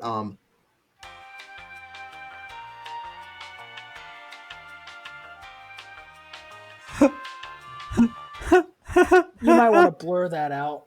Yeah. And my laugh. like, oh my god. We can But use the banjo one. Yes. So for people that didn't hear that, I'm a little appalled about the cultural revolution that happened. And for one reason, really. So at this time, our boy Mao is Grand back in power. Chairman Mao. Grand Chairman Mao is back in power. And he's like, okay, I'm going to try this whole cultural revolution thing a little different. I'm going to influence the He goes young back to people. the drawing board. Okay. Yeah, yeah. He's like, He's like, okay, changing everyone's job didn't work. I know what I'm gonna do. I need dedicated followers. How do you do that? You get influential young people to follow your leadership. And how he Is does it, this, he, quick question, real quick. yeah, Is this when Mao's little red book comes out? yes, exactly. Yep. Okay, I okay, okay. have right here, Little Red Book. Fuck this book. Um, so Mao has this little red book, and influential young people start reading about it everywhere. And it talks about how it's like basically a nation for the people. It's anti-rich, it's anti-imperialism, it's anti-control. It's the people should choose and control, um, kind of, but they don't really control. Um, During this time, traditional China is basically destroyed. Um, the economy is damaged. There are countless massacres happening throughout China, just everywhere. People are getting murdered and killed. Um, the death toll for this one, again, this made me laugh a little bit. Um, it's between 100,000, which is really lowballing it, and we're also getting to the point now where China is really controlling the narrative on what information is coming out of China, what is happening. So it's between 100,000 and 20 million. You can Oh be no. the decider at home which number you believe Oh, more. If you What believe oh, the the fuck? oh, really? Chinese government number of 100,000 or the professional estimate of 20 million people being massacred and murdered during this time. And by the way, they weren't just shot. Like, Oh no, they were They were dismembered. tortured and executed. they Yeah, buried so alive, other things. for that bleeped out part, when I was reading about this, and this really took me back, because you got to remember, this is 1966 through 1976. This is like colored TV in This the is the waning years of Mao, by the way. yeah, Like, and this is the waning years of Mao. But during this time, the rich and influential, or not even not, I don't even want to say that. It's the traditional rich people were being targeted, and because they wanted to change the face of China, and there were certain regions that they would go after these people. They would capture them and their families, many times including children, and they would murder them, or they would rape them, murder them, disembowel them, and then eat them. Cannibalism became very popular, or not even very popular. Cannibalism became popular in some regions during this time as a way to symbolize like eating the rich. We're eating our enemies and things like that, and That's we're where feeding. that saying comes from, Andrew. Well, there you go. Um, so yeah, that really took me back. It made me question China because as much as we want to say the Chinese government is the problem, government is enforced by the people, and then, yes, there are good people in China, but there are also not so great people in China that contributed to things like this. So I want you guys to kind of talk to me about what you think about this and yeah, just like I think it's terrible, but I really don't want to give my personal. I really never want to give my personal opinion on this podcast, and I will refrain from doing so. you're not going to keep your personal one. You know who's perfectly fine giving their personal opinion? This Matthew, guy. lay it out there. But I just want to point out something really quick, and I'm so happy you gave me the time frame for how long the Cultural Revolution lasted. You said 1976 is when it ended, right? Around there, yeah. Yeah, you know what the president I hate the most out of our entire history did during 1972 when He, this was going on? he visited China. I have that as a Oh, bullet oh, point he too. didn't just visit China. He didn't just visit China. He opened trade with China Yeah, so we can for talk the about that. first time since World War II had ended. We can talk about that too. So during this time in 1972, good old Nixon went over Yes, I'm so happy you said it. like, "Oh, China, we like you." He went over there and he started shaking hands and he was kissing babies and he met our boy Mao Zedong and he was like, Hello, my name's Jesus Nixon. I'm fucking from Christ. America, and I want to be friends. And during this time, he opened trade relations to China. Now, this is important because not only did this open trade with China to America, but this opened trade to China for everybody. At this point, China was not really trading with any other market that was outside of the Soviet Union. This, But despite Mao's sayings intentions, on foreign trade, he was all for it But though. yeah, that's because of the communist connotation and connection to him. Like Eastern, you have to also understand Eastern Europe at this time, half of Europe was under the Iron Curtain of Russia, the yeah, communist, and they were like literally stripped of all their rights and freedoms. And Okay, Europeans, but here's this though. Not to cut you off, but here's this though: is that the communists, they really, at least in Europe, really only wanted to trade with people who were communists. When I was talking about Mao, Mao didn't care. yeah, Mao wanted to trade with everyone. that's Mao true. wanted to trade with everyone. I know that's what Mao wanted to do, and that's what Mao wanted. Mao was like, "Yeah, we're communists, but we still want to trade you with you." But on principle, the rest of the countries were like, "No, you're communist. Do you see what the communist Russians are doing to Eastern Europe right now? We're not Exactly. going to trade with you," and that's why they weren't trading, which I, which was the right thing to do.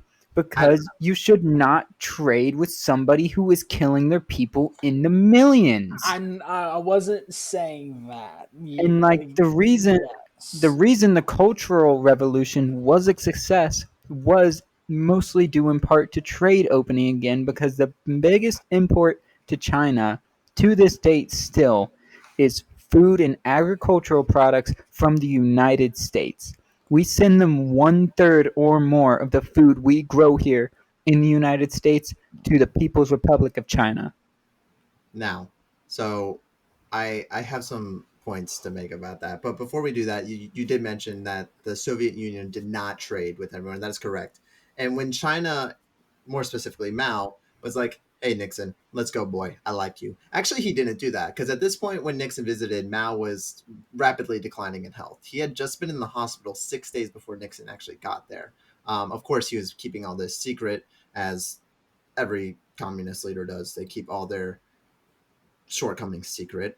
But Mao wasn't feeling too good. He was healthy enough to meet Nixon and talk to him about an hour. But yeah, they ended up doing trade. And when They this, went to the Great Wall. They hang around a bit. Probably played some tennis.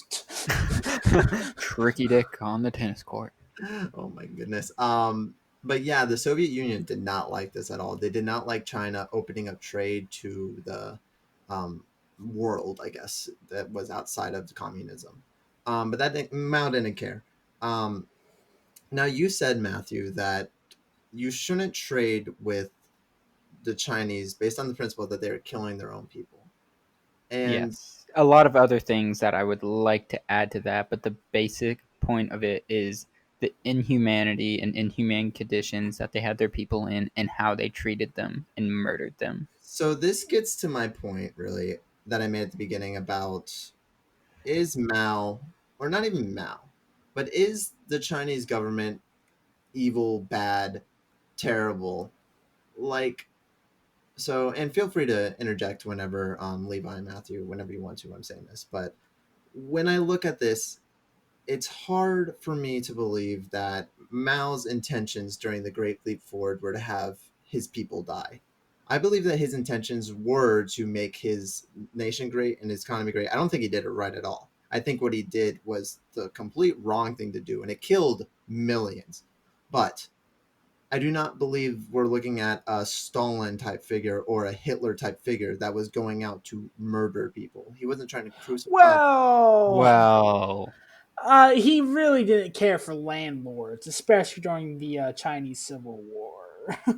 Well, yeah, that's during a civil war and stuff like that. I'm talking about at this point, at this time when he's rebuilding China. I don't think his intention was to kill his own people and to destroy them, especially when you're looking at how these people died. Most of them died from starvation. And you said it yourself. When he opened up trade to America, what did they get out of it most? They got food out of it. And what is that food used for? It's not like they burned it in front of their people, like, ha ha, keep starving. No, they fed their civilians. Okay, So Andrew, just Mao real doing quick this, and before. let me finish real quick. I think America doing this, if anything, was the most humane thing they could have done, because don't get me, America knows. We might not know. The government knows what's happening in China, and they knew back in the 60s what was happening in China too. So they knew that they had leverage on trade. Oh, Jesus. Okay, am I good to go? Just wondering, not Yeah, wanting to interrupt. Okay, this is going to be a bit. The reason we opened trade with China was not for the wholeness of our hearts and to help the people. The reason we opened trade with China is because we saw them as a development opportunity.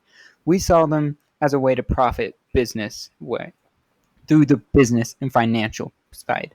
We give them food, we get to take all of their resources from them. We have cheap labor, stuff like that. It was not out of the kindness of our hearts. And yes, Stalin did have many of his adversaries, political adversaries, and people who spoke out against him killed. So did Mao Zedong.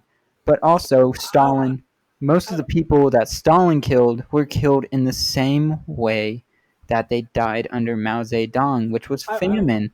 I, And before, go I'm ahead, just go gonna ahead, finish yeah, this go ahead, statement go really ahead. quick. Before Mao Zedong tried his plan that failed, people weren't starving in China. People were living their lives. Yeah, sure, it wasn't up to what he wanted in his image of China, but people were still living their lives. People were still being fed, and people were still living. When he personally tried to change it, just like how Stalin personally tried to change Russia multiple times, it ended up causing catastrophic failures because you cannot just leave a vacuum in a place and you, especially with the food source, the most important. And also at the same time, we went over a big fact of it is that he sold the food he had too. He sold the food he had to help to get funds to develop factories. True, He but Mao Zedong, no, he no, I said sold the food no, just like fucking Stalin. He true, sold the but food to develop. look at China in 1960 and compare it to any other first world civilization in 1960. China is nowhere near as powerful, as rich, as culturally developed as any other country, the first world country in the world at this point. And Mao Zedong knew this, and he knew, well, it's not even he knew what to do. He had an idea of what he had to do to make China great. Um, and he did the way that he thought was right. Now, I'm not saying that it was the right way. I don't think it was, because no way should result in any people dying. It was To be the right way. misguided. And I will say some people usually do have to die for progress. That is true. They Okay. don't have to.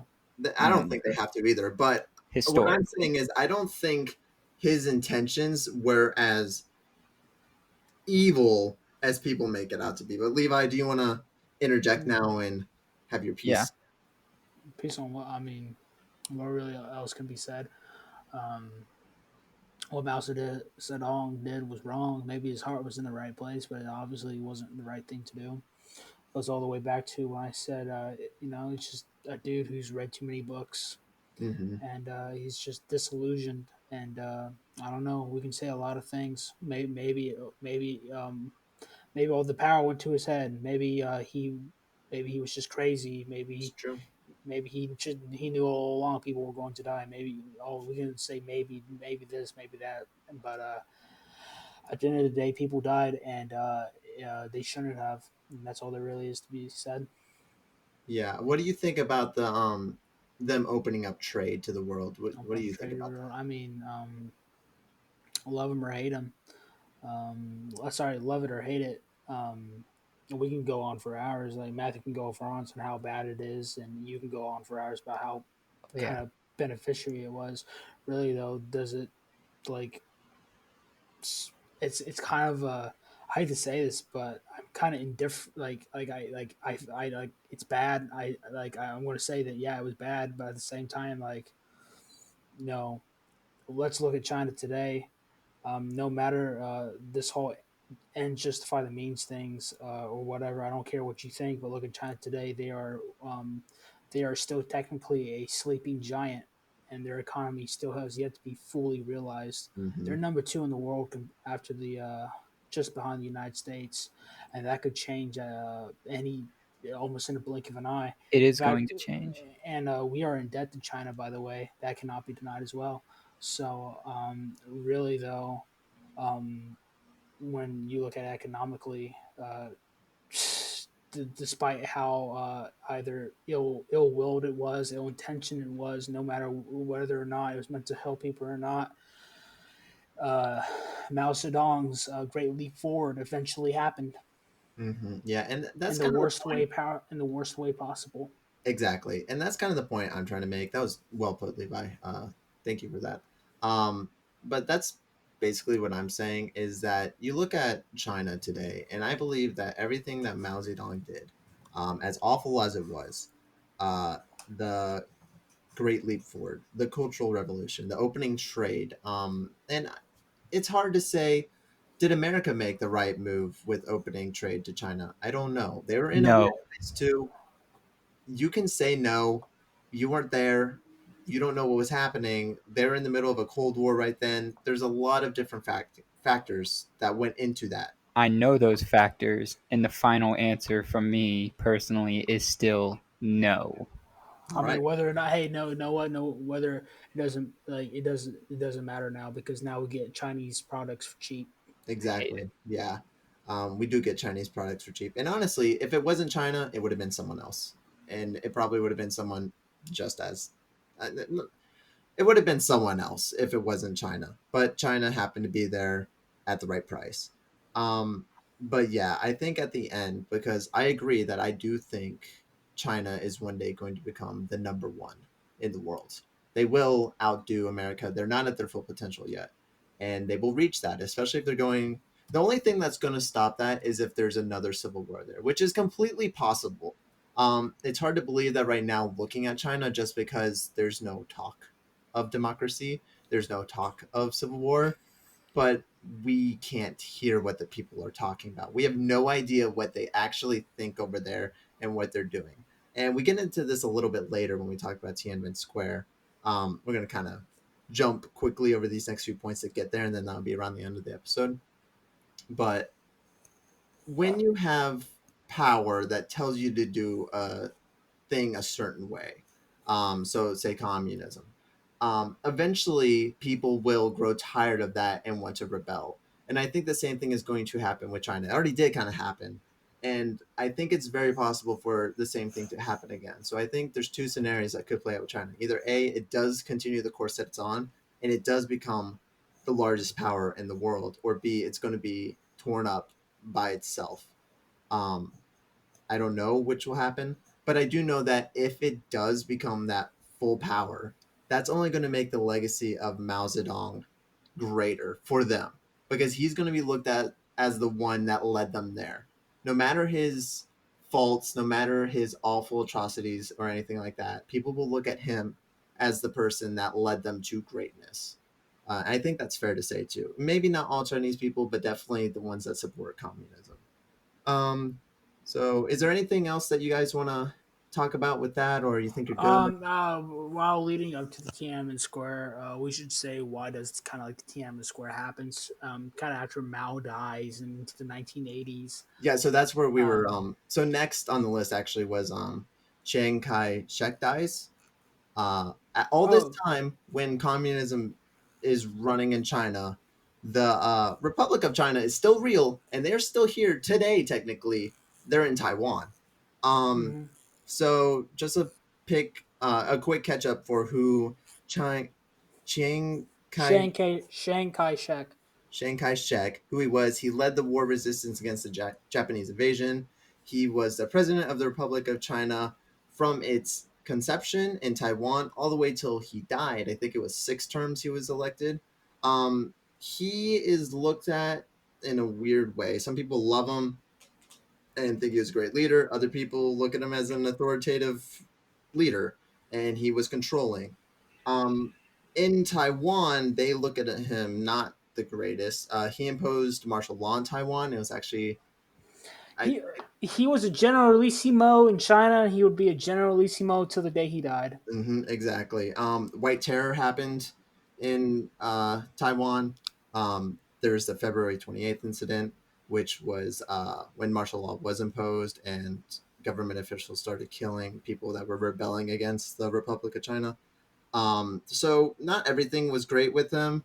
We can't look at him and what I'm basically saying is we can't look at him and be like, he was clearly the better choice for China because he was not perfect either. But yes, in 1976, Mao dies. What he will be remembered for is that he drove imperialism out of China. And these are just, by the way, these are just bullet points that I found online. It's not what he will be remembered as.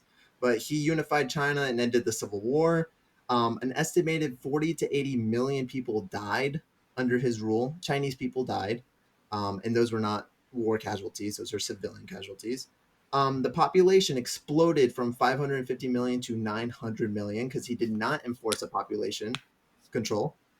Um, he brought education to China. The Chinese education was at like 17% when he took over, and he ended at 60 something percent. So that was a big thing. A lot of social programs were enforced. Women's rights were actually better under Mao before than they were before his rule. The life expectancy under Mao Zedong, aside from the millions that died, actually rapidly increased and went somewhere from like 38 to like 68. So people were living a lot longer. And then, yeah, everything that we said about industrialization, it's just a debate of did he help it or did he delay it? What he did during that great leap forward, was it actually good? Was it not? It's one of those what ifs, what ifs. We don't know because we can't change time. We can say that it was the wrong move. We can say that it was the right move. All we know that it ended here.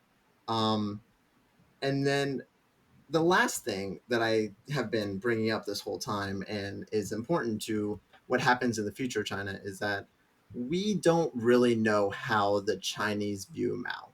We know how the government views him and we know how the communists view him. They love him. They worship him. They got banners of his face everywhere. Um, like he is a very idolized person there. But we don't know how the actual people of China view him because of all that censorship. So I wanted to throw that in there at the end. But yeah, Levi, if you want to take it away, Okay, yeah, sometime in the 1980s, 89. China. It's Or well, I was gonna like factors leading up to okay, gotcha, Tiananmen. gotcha. Yeah, okay, sorry. What kind of happens over the 80s? Let me see if I'm a. I'm sorry, but I will look him up real quick because he is very important. Oh, no problem. Yeah, go ahead. Deng Xiaoping, who would Hmm. become kind of become the paramount leader after Mao. He would actually, I think, go down as man of the Time Magazine's man of the year twice. For in the 1980s, China kind of reforms itself, and this is where we really see communist communists um, take in capitalist policies, yet they still want to be communists. Get what I'm saying here? Hmm. And they really there is a lot of reform in China. Things kind of seem to be kind of going good. I guess you could say that Better than they um, were, definitely. better than they were, and inevitably this leads to the Tiananmen Square protests Yeah, and of Matthew. people seeking liberty and freedom. And Matthew, do you want to give a quick rundown of what happened in 1989 at Tiananmen Square? Nope. The murder Oh, there it is. of thousands of students. Does anybody have the number? Because I don't think Yes, I did. Well, Andrew, you tell me the it, number, yeah, yeah, so the real number, the the real real number. number. Tell me how many attendees there were Yeah. there, not how many they said died. well, You don't have the attendees number. I'll get it real quick. it was. Because it is very important. So here's the problem: is that the bullet points for Tiananmen Square are it was a pro democracy protest in Beijing. this was months. This was not just a day long. This was not a Mhm. photo long. This was months of protests. It started with a hunger strike of students, and then it gained support in dozens or in hundreds of cities across China. Um, it was supported by students, by actual loyalists of old China, of the Republic of China, pro democracy people, workers, teachers, people like that. And what happened was, so you're saying a number, we don't know a number, and actually this is one of the things that you are not allowed to talk about in China. Yeah, You we're can we're talk we're about, definitely banned. you cannot talk about pro democracy riots, you cannot talk about martial laws, you cannot talk about the murders, you cannot talk about the people that were jailed after this, Yeah, the influencers that were murdered after this, because they were murdered, they were not yeah. death Can or anything. I'm gonna go into it now because I found a number of Absolutely, attendees. go ahead. So these protests, these people who want democracy, the right thing, which I will say, they want freedom. They want to be able to make their own choice, to live their own life, not be told what to do. And they had all gotten together and they're protesting. At the height, there was about 1 million people in Tiananmen Square. I'm just gonna just there's no numbers on how many casualties really died because it didn't happen according to the Chinese government, but they brought in tanks and 300,000 troops to clear the armed square. armed soldiers Oh yeah.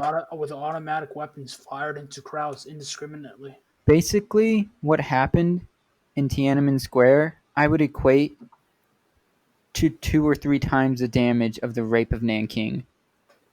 It was complete brutality, but against their own people, which makes it even, I don't know if it could be even worse, but they were We didn't even talk about that actually, but they were killing they killed everybody indiscriminately too. Even if you weren't part of the protest, bystanders, civilians, they killed you.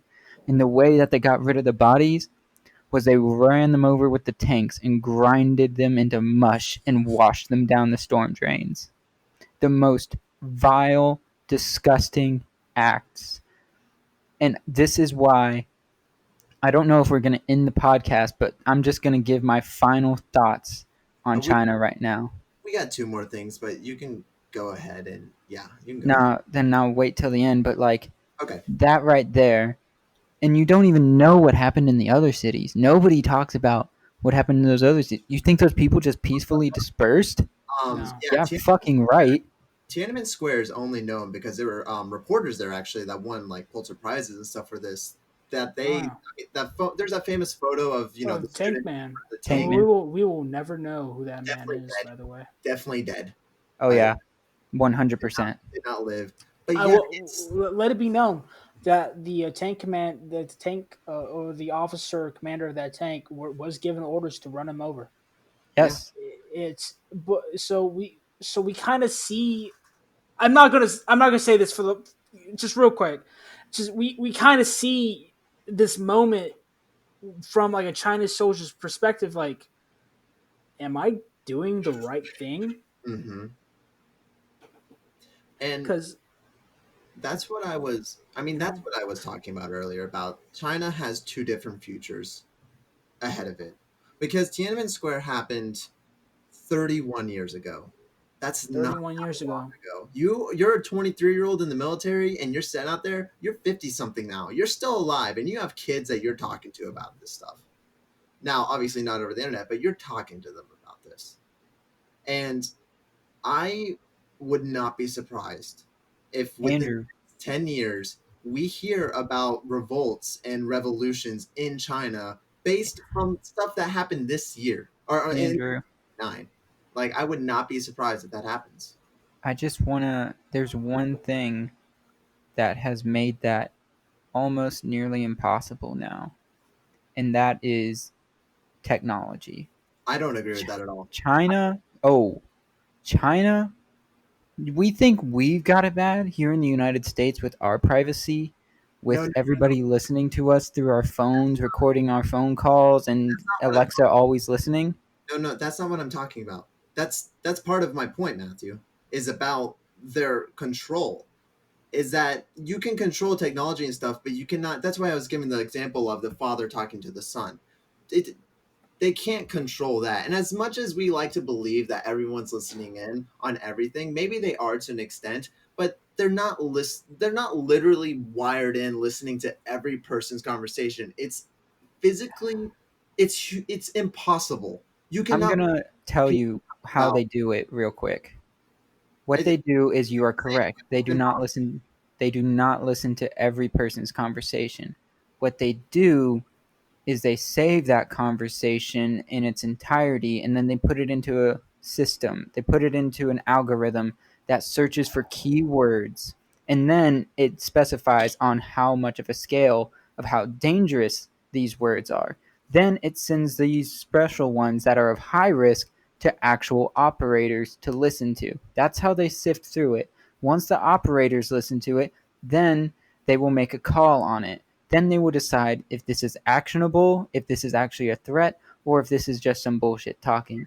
But Matt, China does, that's how we do it in the United States when it comes to counterterrorism, cyber counterterrorism, when we're listening in on people's phone calls, which happens a lot all the time for counterterrorism. They stop them all the time with it. But that's how they do it in China. The difference is in China is they get a phone call, and for what we might be like, oh, it's just some people bullshitting around. No, not for China. They go in, they make those people disappear. Matthew, People, the that's that's my point. That is my that's my Listen, literal listen. I'm going to interject here. I really don't think you both both are like understanding what the other one is saying. So I'm going to say this real quick. thank you.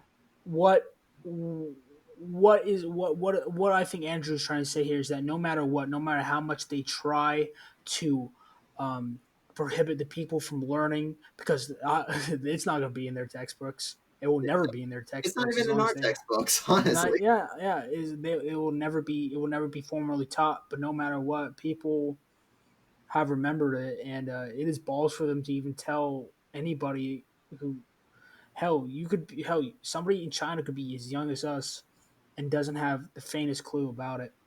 And as soon as they try to look it up, they could just be thrown into prison. And that's one thing about China, why it's so bad compared to the red. Now we could say like China does just kill people like all the rest of the communists or like any other dictatorship. But one thing China likes to do first is that they think that they can save you. They think that they can re-educate you. So when, as Matthew said, that people go missing, it is actually kind of common for like a family member or something that's been missing for like 10 to maybe like 20 years to just randomly show up on your doorstep. Yeah, that's crazy.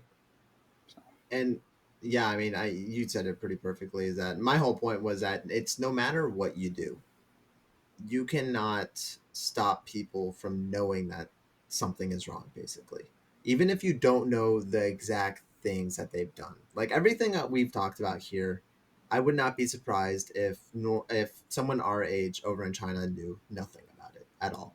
They probably know nothing pre World War II, which is wouldn't be surprising at all.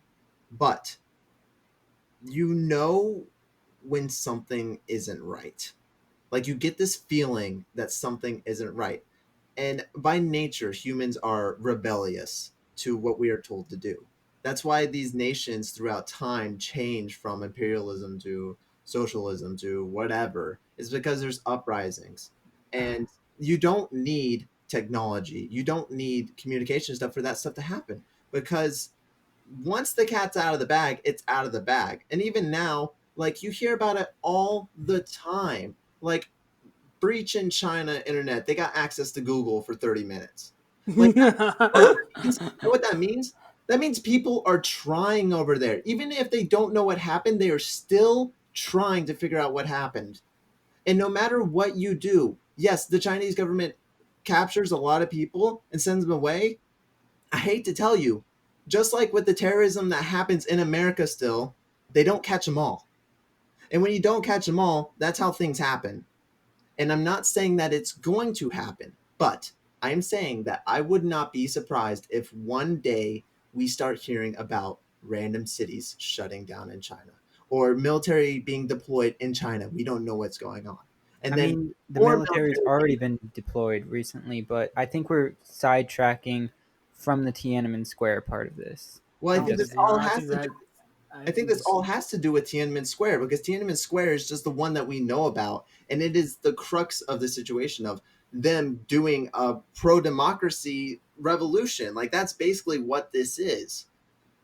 And yeah, one side was much stronger military wise than the other, but I'm saying that this is not the end of it. I don't think Tiananmen Square is the last that we've heard of this. okay, Andrew. I just want to put a few points for what the reason I believe that it is truly a dire and almost hopeless situation for China. Because yes, there has been many revolutions, many people throwing off imperialism, socialism, like Russia did. Russia kind of just like with the Soviet Union just kind of fell apart overnight. It was That was everybody just kind of woke up and we're like, yeah, we don't want to be communist anymore. But that's a bit different than China because they were kind of an amalgamation of a lot of other countries too. Um, mm-hmm. but with China in the modern era, postmodern era that we're living in right now, those Russians in those different countries, yes, they did have weapons. Yes, they were armed. And some of them even had their military backings and didn't have to fight against them. But in China, citizens aren't allowed to have firearms. Citizens aren't allowed to freaking even have like a sword or just freaking a machete. I mean, you don't have to go that far back. The Boxer Rebellion. They didn't have weapons. That was a very different time as well. You were talking the turn of the century. The technology available at best was I don't lever action rifles I and maybe don't rudimentary bolt I actions. don't think that rudimentary. No, no, no, no, no, no, no, no, no, no, no, no, no, no. Boat actions were actually very well developed at the turn at 1900. That's my Actually, bad then. we have Carl Mauser. We have the Mosin. No, I will not hear that. No, no, sir. No, Well, sir. but when it comes to the bolt actions, actually, no, you're right because the Springfield Levi's was been the M1903, came out in 1903. But I like, boat actions were almost every big player military had boat actions by 1900. but yeah, that's but some of them were still using like the what am I trying to think of it? Labelle I is think Okay, yeah, China. stuff like that. That's an entire different. But I will have to explain it to you, but yeah, that no, no, is an no. entire different We're just getting discussion. off topic a bit, but still, there was still a lot of use of weapons like that as well. it's not the I'm point. not denying that. But I'm you are just correct. saying. Like, yes, I that is my bad.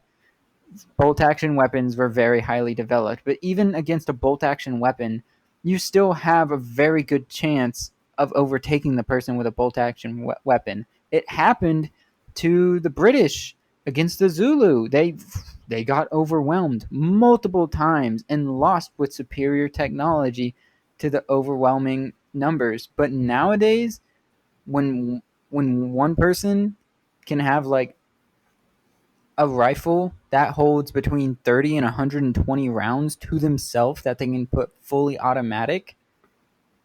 I mean, the idea of the boxers, yes, they thought that they were bulletproof because of their rituals and they fought with kung fu and fury and they were fighting for their freedom. That's not going to work now That's because technology is yeah, so advanced. yeah. Now these people are thinking I'm dead already for my beliefs. So what does it matter that they have missiles and 120 bullets per second? I'm already dead. So fuck it. Let's do it. That's my point. That is what I'm saying is that and when I say the destruction of China, I'm not saying that the government's going to get overthrown. Let it be clear. I'm not saying that's going to happen at all. Especially from a civilian revolt, I do not believe that'll happen. But I'm saying the destruction of China, as in its people are gone. Maybe the government's still there, but if everyone revolts and cities start burning, China is not going to be the powerhouse that it is today, and it will not become that great powerhouse that it wants to be. And I mean, just look throughout history. What China is doing right now, it doesn't work. It seems like it works for a while. And there are some years right there like, wow, these people are unstoppable. But eventually it does not work. And even with technology and them controlling everything, I'm telling you, it won't work. I truly believe that it is not going to work and it is just primed for failure. And things like Tiananmen Square do not help them at all because people remember no matter how much you try to cover it up, you had 1 million people there. They did not kill 1 million people. And people know and people remember. That is where I want to end this conversation. We've been going over 2 hours now. I want to quickly hit the last 2 points. Then we make our closing things, vote for the next one, and then be out of here. All right. Okay, I'm fine with that. Sound good, Levi? Yeah. All right. I do Um, appreciate Andrew. I do appreciate your point of view and your like. Honestly, I'm kind of a cynic with it. I appreciate your optimism on this. yeah, yeah, of course. And this is all for discussion, also, of course. Um, so the last 2 points I have, again, feel free to interject wherever you'd like to. 1993. This is a big one compared to everything we're talking about. The Three Gorges project starts. It's a dam. Uh, kind of Oh like yeah, China really likes to build dams, by the way, and it's getting kind of bad, especially in Tibet. yep. Oh, Tibet. We didn't even talk about free Tibet. Fuck. I have that as one of the hashtags at the bottom. Hashtag Yes. Yeah. hashtag free Tibet, baby. So it's a dam. A lot of dams were built in classic communist style. They never plan ahead. Looking at you, Aral Lake or Aral Sea. My bad. Fucking heartbreaking. You've never heard about the Aral Sea. Fucking Russians are awful. My bad. The fucking Soviets leaders are awful. They destroyed a nation because they made an aqueduct. Uh, Yes. but this dam caused flooding, displaced thousands, destroyed wildlife, things like that. I do have a fun fact though about this dam. Um, it actually increased Earth's day, the actual day on Earth, by zero point zero 0.06 of a microsecond because of the mass shift of water stored by the dam. So China is literally bending time on the Earth. So that's a fun fact. And then Nice. I wrote at the end, I don't know, it's a damn dam because that's a good joke. And then, of course, at the turn of the century, the last major thing to happen is Hong Kong returns to China. Hong Kong, of course, was owned by the British Empire, and then after the British Empire, the British. And in 1997, like the Britons were doing with all their territories, they were giving them back. Hong Kong wasn't necessarily given back to China. It has its own independence. It has ownership over itself, free trade, and things like that. As anyone that pays attention to the news knows, that's not going over so well anymore. 23 years later, China is imposing stricter laws to speech and freedom and things like that in Hong Kong, which they're really not allowed to do. But as with everything, China's too powerful. We can't really do anything except condemn them. So, who knows where China's going to be. But do you guys have any other statements about China before we end this? No, Yes. And I no, not should really. and there's just one thing I have to touch on, and it's you reminded me because of Tibet. I was going to talk about it, but I got sidetracked with Tiananmen Square and a few other things. But Buddhism, the religion of Buddhism, is being destroyed by China, and it has to do with Tibet because Tibet is where the Buddhist monks were like most prevalent. It's kind of like almost the ancestral homeland of Buddhism. Is I know it comes from India, but it's really well known to it had a high influence in Tibet and Nepal, which is where the Buddhism, the Dalai Lama is currently living in exile, is in Nepal. So I just wanted to bring up like that China not only kidnapped the next Panchen Lama, which is the person who chooses the Dalai Lama, but they also selected their next Panchen Lama and Dalai Lama to secure that the Dalai Lama will look favorably on the Chinese government in their decisions. Yeah. Mm-hmm. So, for political gain, they have destroyed a religion second only to Hinduism, but not even really modern Hinduism. They have destroyed it's not really a religion either. One of the oldest spiritual ways of life on the planet, and that is unforgivable. I don't care what your religion, what your spiritual thing is, you're destroying this, which Buddhism is a peaceful religion. It's just about being true with one's inner self and finding nirvana. But that happened, and it all stems from Tibet, which a bunch of fucking actors in the United States were like, free Tibet, let's have a concert and talk about it, but never did anything, never brought up legislation, never protested, never went up against the United States government, just cried and told people to cry about it with them, but did nothing. And I hate the United States for that and the United Nations. All right. Well, Levi, any closing statements for you? China. All right. Well, Well, let's just closing statement. The 20th century in China was a time of very was tumultuous, dangerous, and changing. mhm, In fact, it was probably, I would dare to say, it has changed faster than probably any other nation that I can honestly, think of, really, I think we witnessed. in this short amount of time that it had to change. And with it, where's China today? It, like I said before, it is a superpower, and it is the sleeping giant. And whether or not that's a good or bad thing, leave that for you to decide. For me personally, um, we have to be cautious. In fact, more than cautious. However, let the big wigs let the big wigs decide what's good for now, because eventually something's going to happen, and it's not going to be what anybody is going to plan for, I because agree. it never is. Mhm.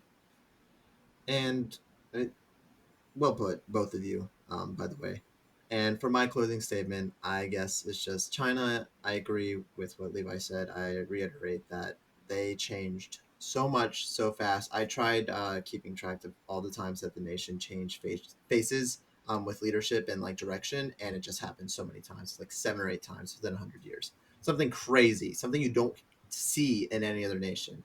And I really feel like China is one of the first nations that is a first world nation that we saw change and evolve in real time. Like, And we're talking about, like, this is recent history for a nation like this. China has so much more history to it. oh, of course, yeah, all the ancient history, and there's so, and not even ancient history. There's just so much to talk about with China. This is just today history, but I think like what happened in China then, you could, if America, say, I don't know, had a civil war and split up, I think we would see just as many things happen for whatever would come out of the United States as did for China, if that makes sense. I think China is the example of a modern nation developing and the quickness of it and the fast pace. I'm not saying every nation is going to go the way that China did, because they definitely went a way and they've stuck to that way. But I think that the speed and the rapidness of that change is kind of the new norm in this new era. As for China, it's hard because, as we've reiterated many times on this podcast, you can really find a lot of similarities between the United States, the Russia, USSR, and with China. The only difference is one's communist, one's capitalist.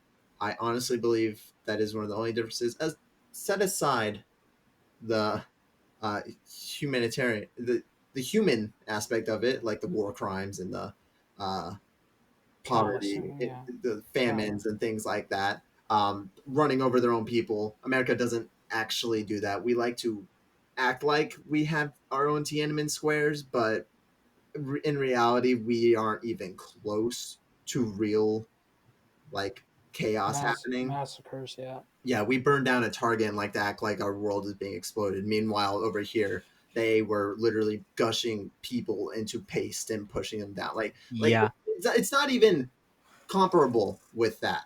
In China, you wouldn't have even gotten within a mile of the target before they killed you. But I think with China, the future is unknown. And I don't believe, just like every other nation that we've seen that's been this type of way, I don't believe that they are going to continue this course. And if anything, I think that when nations like this start to crumble on the inside, that's when they start turning to the outside and start getting aggressive and start that nationalism again and start the anti them, go us type of rhetoric, which can lead to mass war. And hopefully that doesn't happen. I think opening relations with China back in the 70s was good. If for anything, we talk to them now and we do have trade and we do, even if we do rely on them and are in debt, they do in some way rely on us, which is good for Earth and no wars. So, Just real quick, just one final statement. If China and America were to go to war, there would be an economic depression that the world is not prepared for. yeah, I don't think I personally do not see Russia and the United States going to war ever. There's too many things not letting it happen. Okay, closing statements are done. Yes. Whoa, whoa, no, it's not. What? Okay. Bitch, shut the fuck up. It's done. Yeah, oh, fuck you. Hashtag free Hong Kong. Fresh Nike, yeah, free hashtag free Hong Kong, baby. Liberate. Hashtag free Tibet. Hashtag free Hashtag free Tibet. Tibet. Hashtag fuck commies. Yeah. Better dead than red, baby. Better dead than red. Um, so that was a long one, boys. Whew, that was there was a lot So going. what's our next subject? Yeah, yeah. Well, we Let's have speed two this more up. we have two more things to do. First, we have our nation ranking. Right now, in number one, we have the Akkadian and Assyrian Mesopotamia. Number two, medieval Germany. Number three, the Yayoi and Kofun Japan. Where do you guys rank 20th century China? It could theoretically be in every one of those places. It could be 1, 2, 3, and 4, depending on what certain pinch of it you want to take. But you know what? It's your favorite, whichever you think is your favorite to talk about or most I'd give interesting. it second. I would definitely give it second I'll give it place second. because I like talking about this because I'm passionate about it and I really truly believe the things I say when I talk about China. But I love the historical aspects of the Assyrians and the Akkadians more and how they led to the Western development, which in turn led to the development of China. All right, that's. I mean, personally, I put it at number one. I don't. I mean, I guess I do know about you guys, but I just found this so much more interesting, and there's so much more information on it, and I could relate it so much more to where we are now. But I totally get it. I understand all your points. Yeah. So with that, number two, or your new rankings for our nation rankings are number one, the Akkadian and Assyrian Mesopotamia. Number two, 20th century China. Number three, medieval Germany. And number four, the Yayoi and Kofun Japan. All right, boys. Our last thing for today is we have three things that we can choose from for our next topic. We have the Aztec Empire, 1300 to 1520 AD. We have ancient India, which the beginning of time, I don't know, to 700 AD. And then I need your help with this. What period of BC Egypt would you like to talk about? Oh, fuck. King Tut. Oh, If I were to talk about Egypt, I could go for days talking about King Tut. What yeah. year was that? Hey. King Tutankhamun, like ever since I was a kid, that was like the first Egyptian pharaoh I learned, and I don't know, just everything like his story is there's a reason why he's King Tut, why he was like the most. He may not have had a pyramid built for him, but there's a reason why he like, especially in like a lot of like I don't know here in the West, why he's still so popular. Do you know what year that was in? No, no, I can't say specifically, I, but you know what? I'll put King Tut era. How about I that? King was Tut. gonna say maybe because I know there's the Old Kingdom and then there's the New Kingdom, and then there's the Hellenic Kingdom. All right. I don't think we're going to talk about the Hellenic Kingdom because we'll talk about it when we talk about like the Greek Empire or even the Roman Empire is the end of the Hellenic Kingdom. So I think we're looking at we could probably do the Old and New Kingdom of Egypt. All right. I'll put that down then. So, which would you guys prefer? We'll keep this a little. Actually, you know what? Just shout it out. Do you want to talk about the Aztecs, the ancient India, or um, old and new kingdom Egypt? Aztecs. I'm with the Aztecs actually because I've wanted to do them the past 2 times, but All right, me too. All right, that's good, guys. That's good. All right, well, there you have it. Next week, we will be talking about the Aztec Empire that reigned from 1300 to 1520 AD. All right, boys, that was a long one. Thank you so much for sticking with me. I appreciate you both, as always. And as always, I appreciate you, the listener. Thank you so much for sticking around this long. I hope you learned something, and I hope you took something away from this episode.